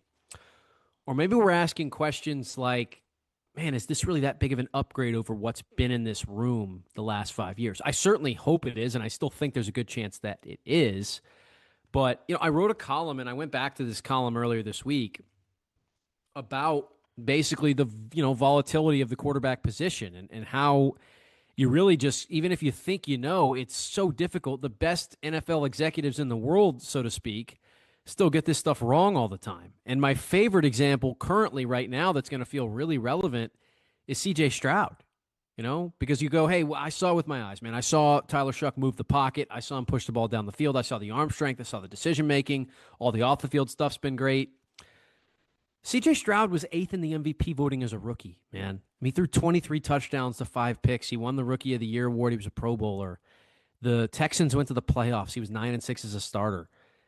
He more than doubled his interception total the next year, threw less touchdowns in 2 more starts. QBR was down by 12 points. Quarterback rating was down by 13 points. He took 14 more sacks. His yards per attempt was down by 2 yards. He was a fundamentally, undoubtedly worse football player his second year than he was his first. And his third season, which he just obviously completed, honestly, probably has more in common with his second than it does with his first anyway. So I guess that's the concern for me, is that we've gotten to this point, and I've also thought about this often, like, when is the point where we no longer ask questions about a player? I remember this when Dak Prescott was emerging as the Cowboys quarterback. Remember, he was a fourth-round pick, so there wasn't a whole lot expected of him. He's this mobile quarterback at Mississippi State who used his physicality. And then all of a sudden it was like, wait a minute, Tony Romo's hurt and this guy's kind of balling. And I remember asking myself, is it year 2, year 3? Like, when do you stop asking the questions of maybe this is a guy and just go ahead and accept, hey, this is a guy? I think a lot of us would have probably put that out of question with C.J. Stroud after his first season. I think a lot of us would have sat there and said, no, we don't have to worry about him. Yeah, he's a top pick for a reason. Showed all the talent in the world. How did everybody overcomplicate this? Remember, because there was all those rumors about Stroud at the top of the draft and like the Wonderlic test and all that stuff. Everybody went, wow, what a bunch of idiots. He's the best player in the draft. It's not close. We're not saying that anymore. So I'm not trying to be a Debbie Downer here, not trying to be a negative Nancy. I just had those thoughts of we're spending this offseason expecting a certain player to be there, and I certainly hope that's the guy who is. But the bottom line is we really still don't know who Tyler Shuck is as a player. And, look, part of the Stroud stuff is what's around him. And they had a couple really bad runs with injuries. He had some of his top receivers go down. He's had some linemen here and there. So it's not entirely him, but it's partly him.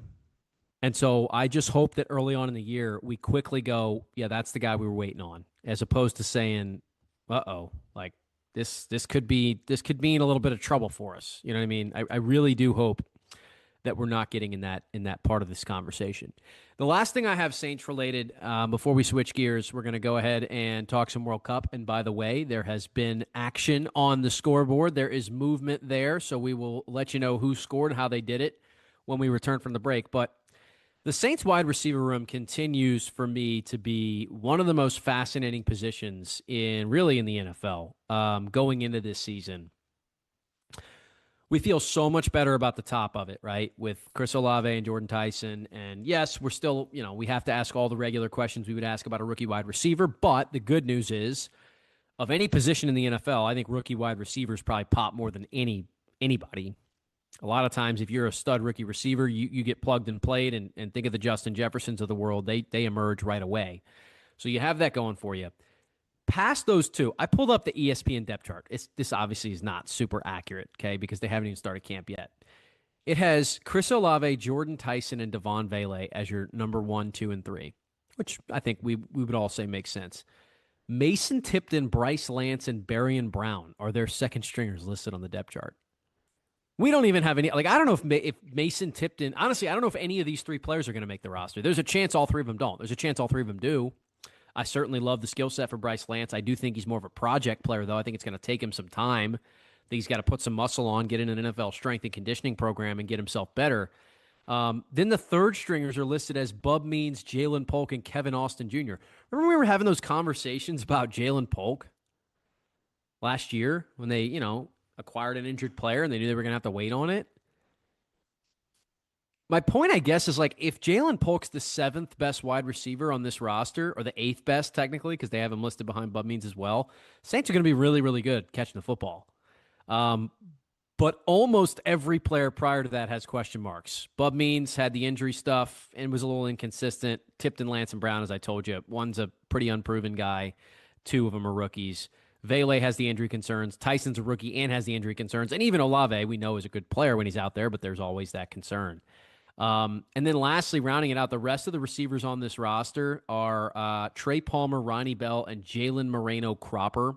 Not expecting anything from those 3, although, hey, some people like Trey Palmer. So just funny for me to go through it here and think like it's not nearly as concerning to me as the cornerback room, because I think of this, 8 names I gave you, I think there's a good chance at least 4 of them are really good NFL receivers.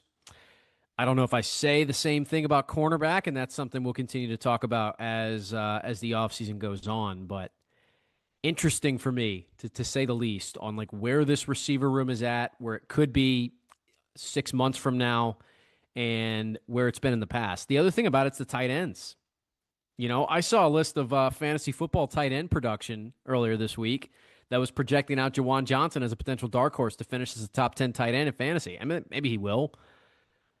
Does that mean that there isn't a whole lot left for Noah Fant, Oscar Delp, even Matt Aveo, who's been a camp, superstar who hasn't quite translated it onto the field? I love Oscar Delp. It's one of my favorite draft picks Saints have made in a long time. Like a big body tight end who's physical, who can catch a football and get out and run. I love the idea of him, but we also know rookie tight ends are fairly slow to come on. I just think, man, and also the relationships that Tyler Shuck does or does not develop with some of these players, that's also going to be really, really interesting early on in the season. If there's one number I still get concerned with, it's the QBR being at a 48.8 for Shuck. I think a lot of that was game script dependent, like being down, trailing in games, obviously some of the pass catchers coming and going. That's the number I'd like to see tick up for sure, but it's not a perfect metric anyway. We know that. I don't know. It's got me losing a small amount of sleep these days. Not a ton, but a small amount. Like we hope this guy is who we think he is.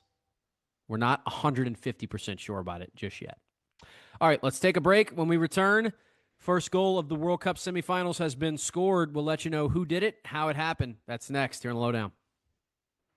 This is the LohDown with D-Loh, live on ESPN 103.7 Lafayette and 104.1 Lake Charles, Southwest Louisiana's sports station.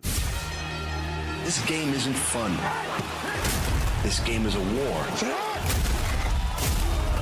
It's time for the 2-minute drill. Hurry it up, hurry it up, hurry it up. Powered by B1 Bank. Visit b1bank.com to find a location near you. Come on, let's go, you guys.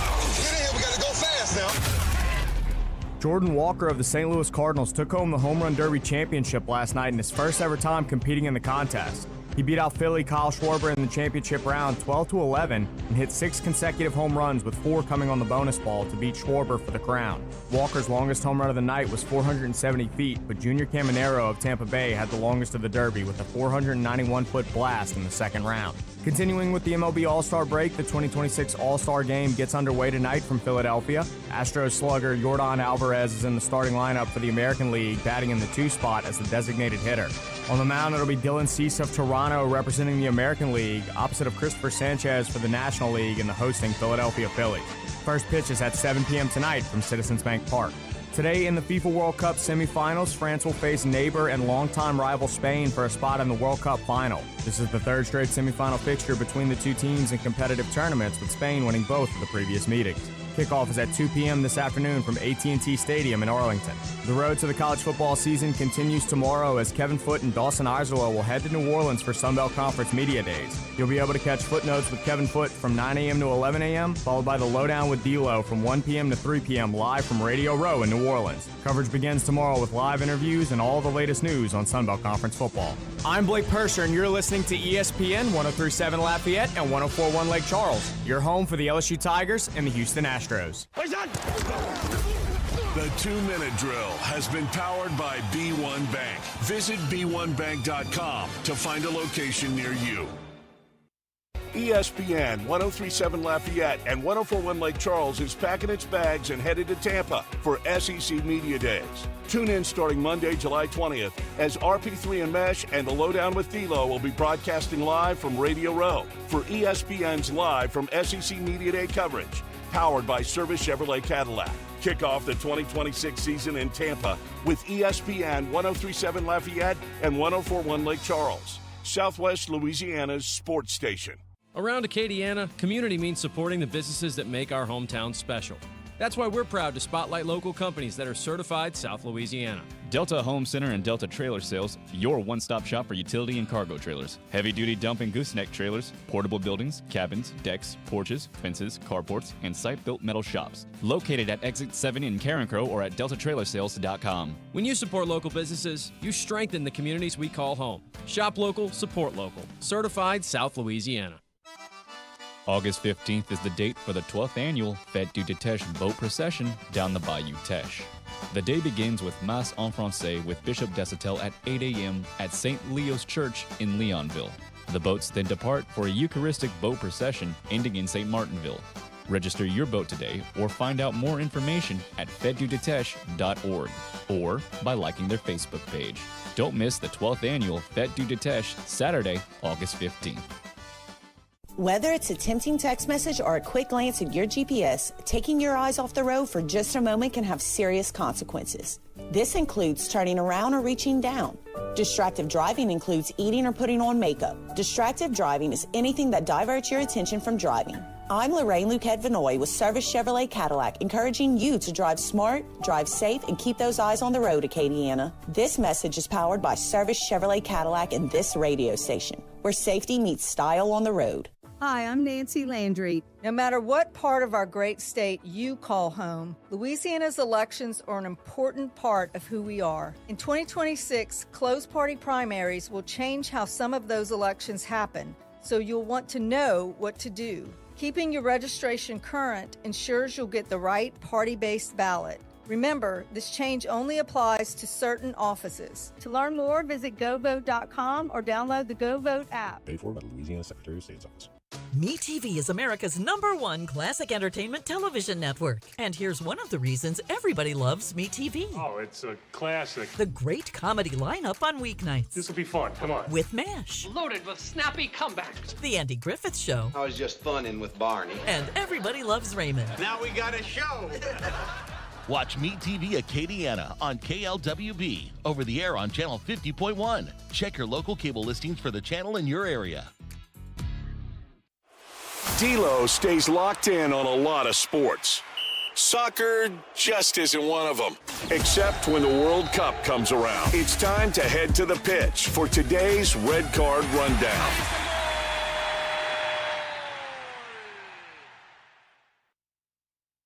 Help if my mic was on. It's kind of hard to imagine. We're almost out of red card rundowns.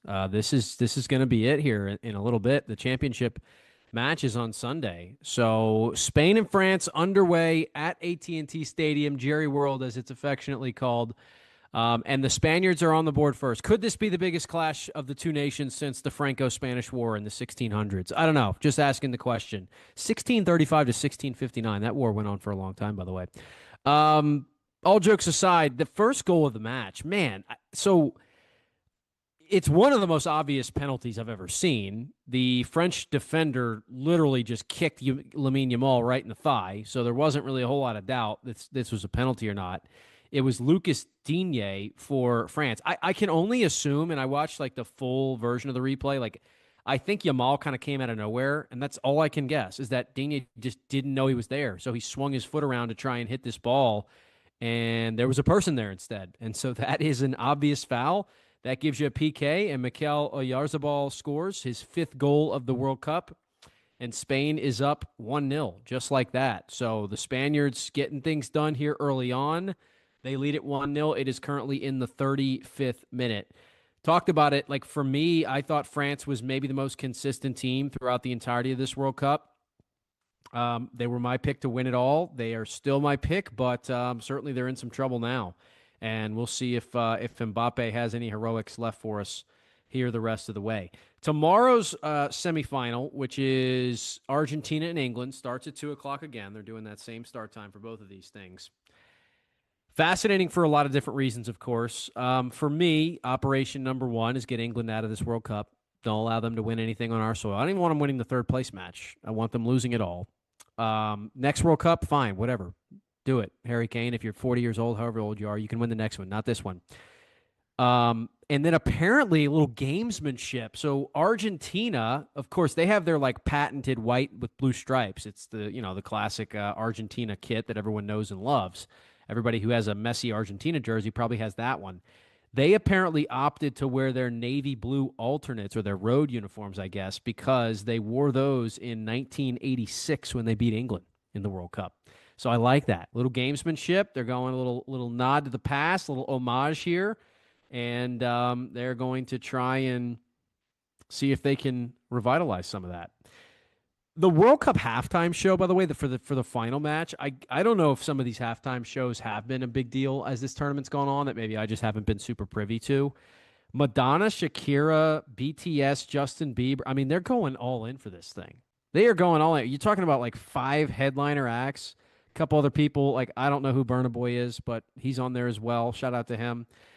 They've got a symphony play. I mean, it's just incredible stuff. So clearly they went all in on their championship match, and I get it. It's the biggest one of the tournament. But I was like, man, are we just going to go from not talking about halftime acts really at any point in this tournament to all of a sudden we're going to have like all these heavy hitters? We're going to go big time with Shakira, who, of course, famous back in Brazil, 2010. Interesting. for sure, right there. I said earlier, by the way, if you missed it, LSU announced their attendees for for SEC Media Days.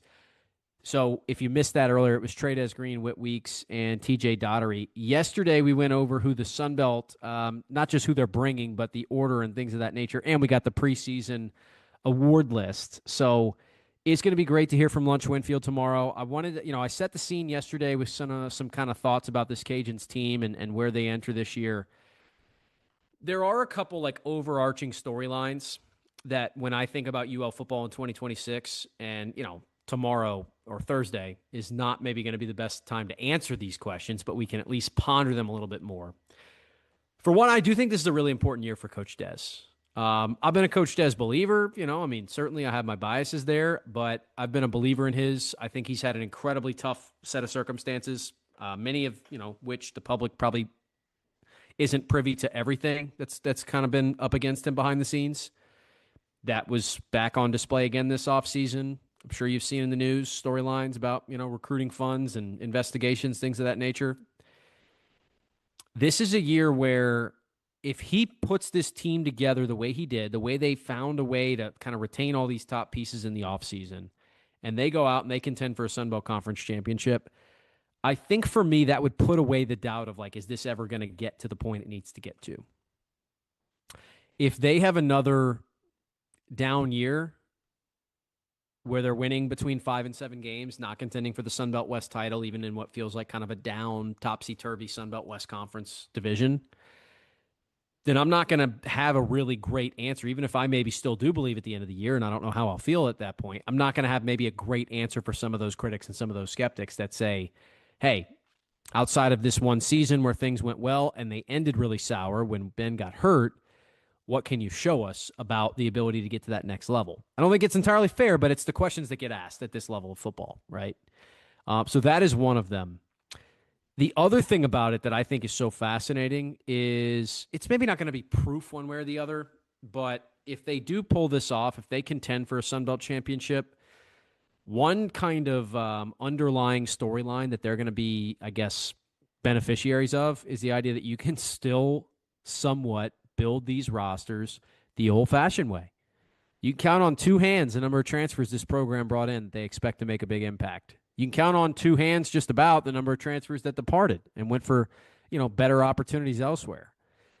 You go back a few years, that's varied from year to year, but in general, as we've mentioned before, they have never had the mass exodus that other teams have had.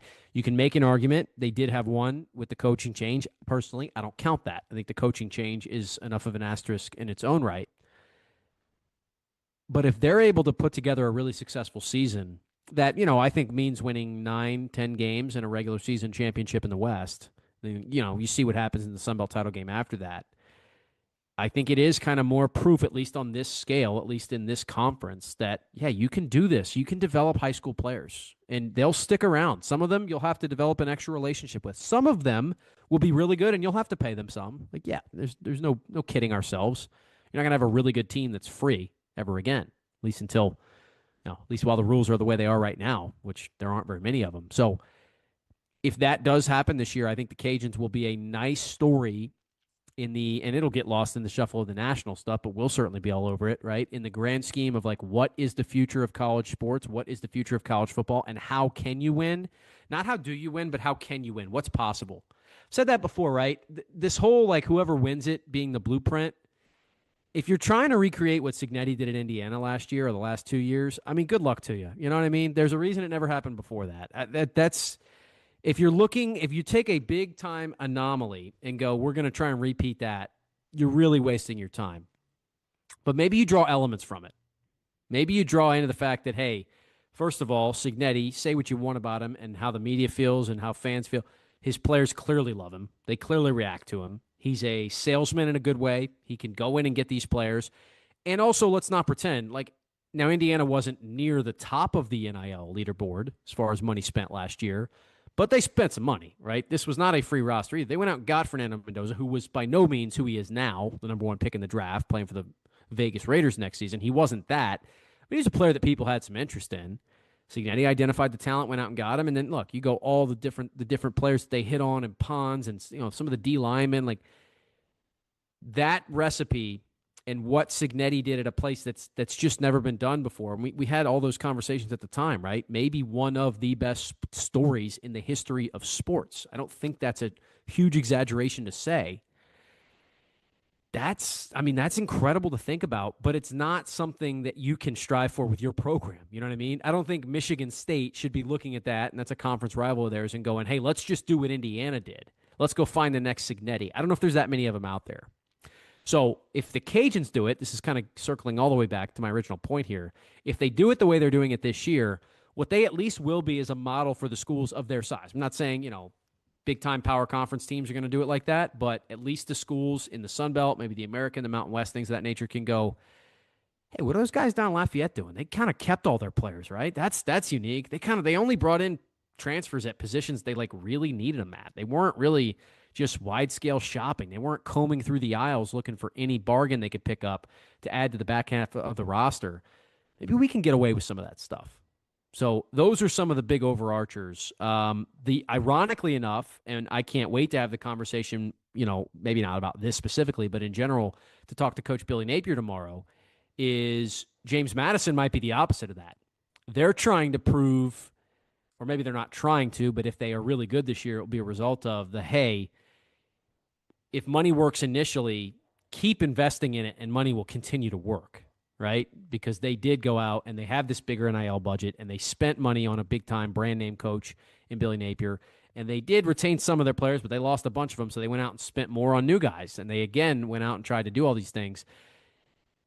Let's say they play in the championship game. Then maybe you can sit there and go, hey, here's two different blueprints. Here's two different models for success. And maybe that's the best-case scenario for the sport moving forward, giving teams, athletic departments, administrators, ADs, coaches, giving them options. There's not one way to win right now. Pay to win is not exclusively the way you can get to the top of, maybe not the sport, but the top of your conference, the top of your league, the top of your level of competition. I think that'd be really healthy for it, to at least prove that the opportunities are there. And maybe some people think it's already been proven, but I think, at least in our own bubble here, following the Cajuns the way we do, that to me would be a big stamp of approval in that same direction. Okay, one other thing. While we're on Sunbelt Media Days, just to let you know, we did get official schedules, official times. So tomorrow at 10 a.m. to start the day and to start the event, Commissioner Keith Gill is going to take to the stage. He'll give his state of the Sunbelt.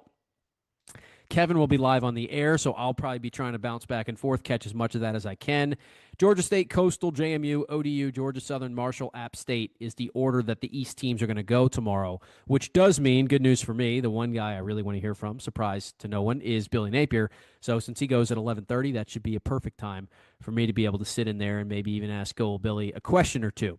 On Thursday, the Cajuns are actually first up. So not the first day, and they are the first one up. They're going to go at 10:30. With Coach Dez, George Jackson, and lunch, as we told you last week. South Alabama, Tech, Troy, Arkansas State, ULM, and Southern Miss, the order for the West Division schools.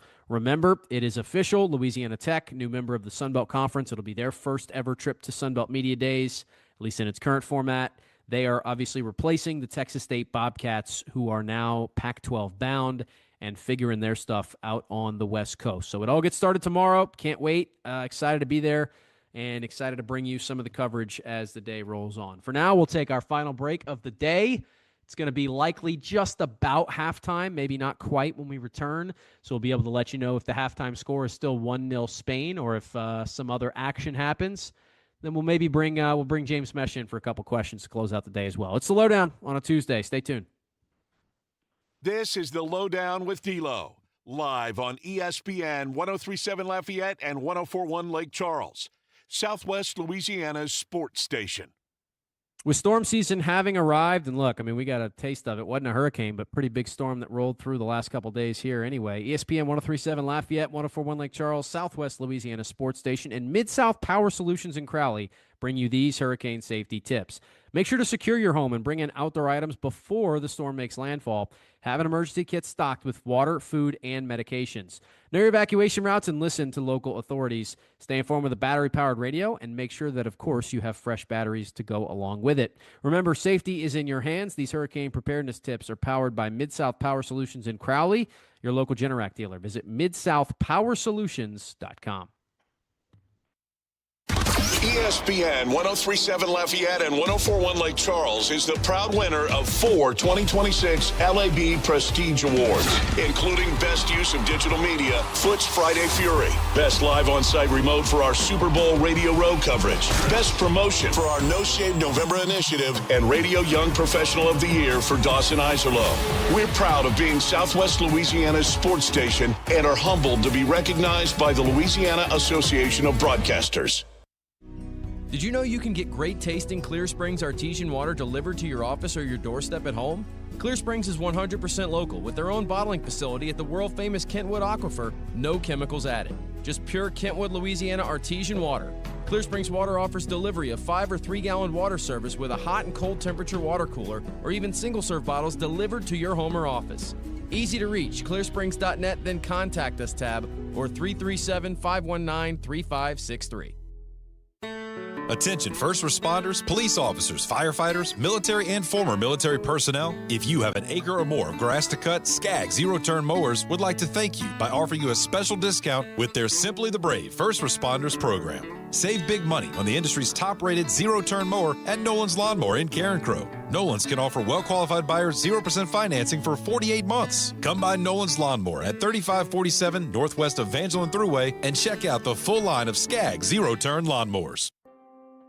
Need peace of mind with your estate planning?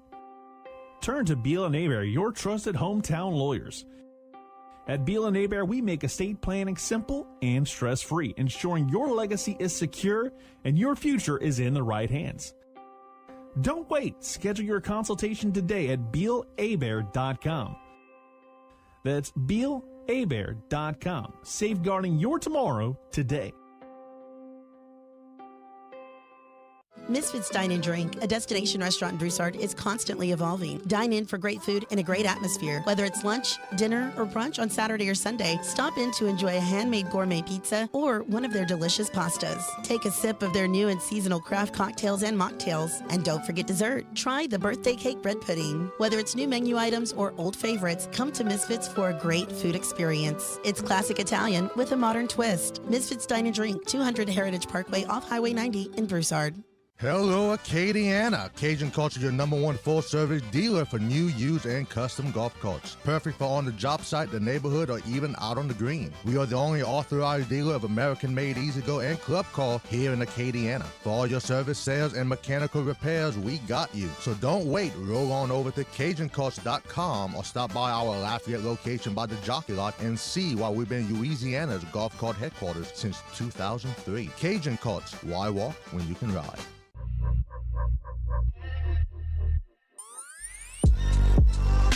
Back to the sports talk you not only want, but need. This is ESPN, 1037 Lafayette and 1041 Lake Charles, Southwest Louisiana's sports station.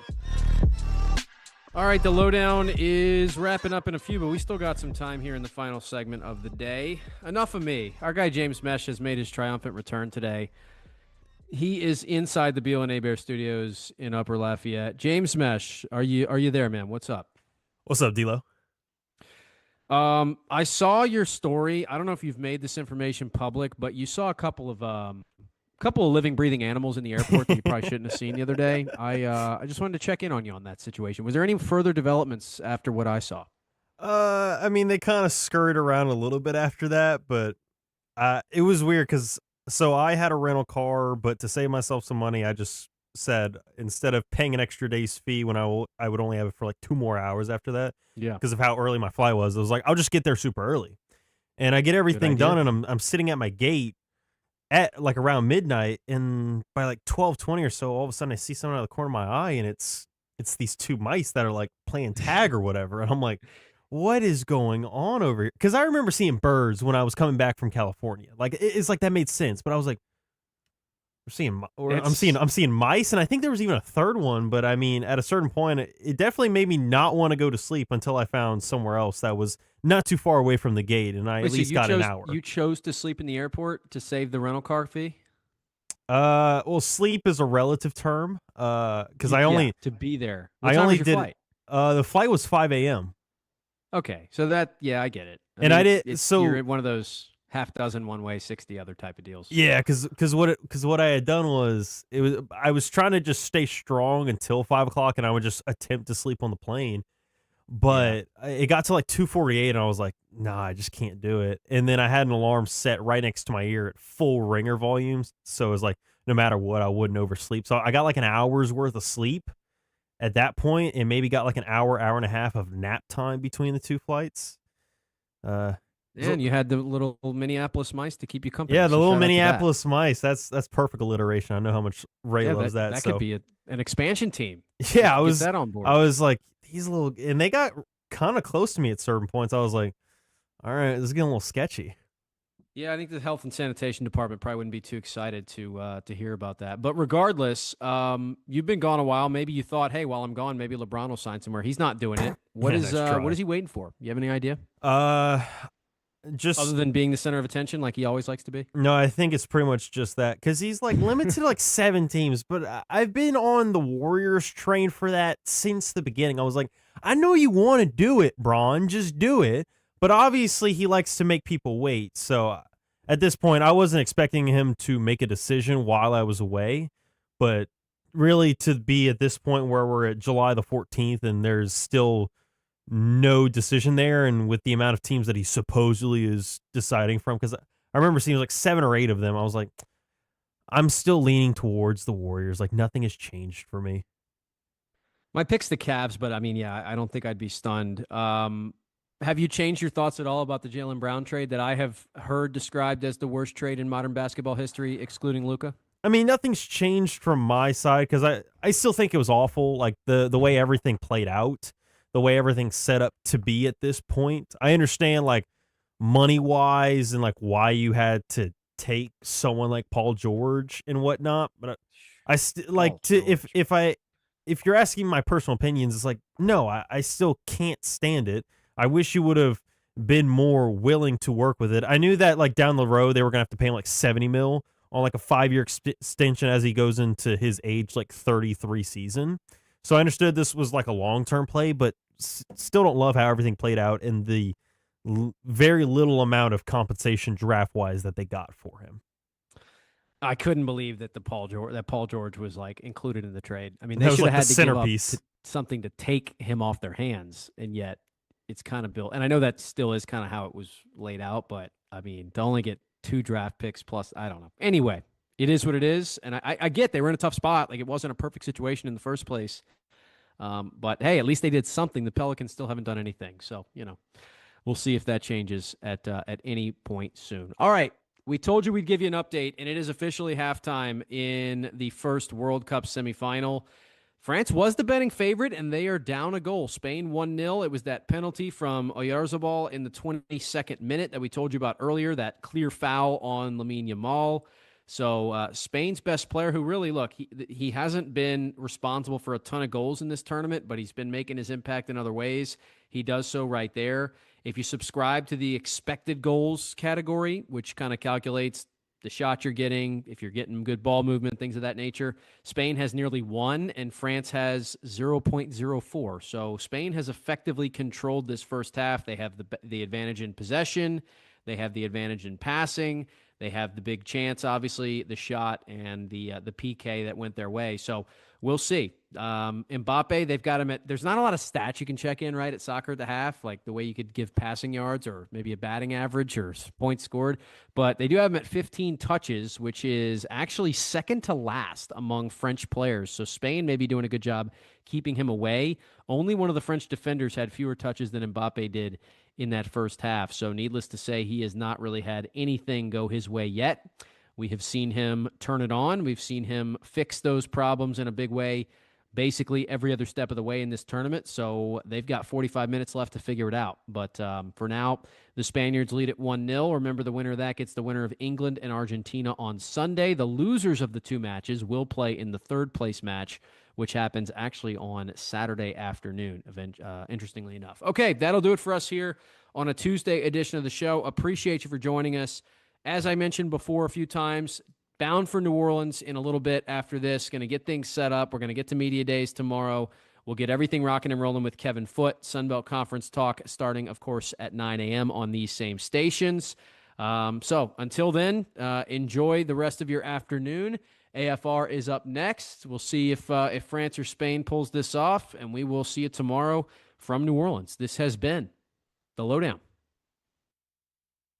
Only the best of the best will stand proudly on the platform when Michael's Men's Club brings you the 15th Annual Stripper Olympics. Wednesday, July 15th. It's a special night of fun and games when the Stripper Olympics returns to Michael's Men's Club.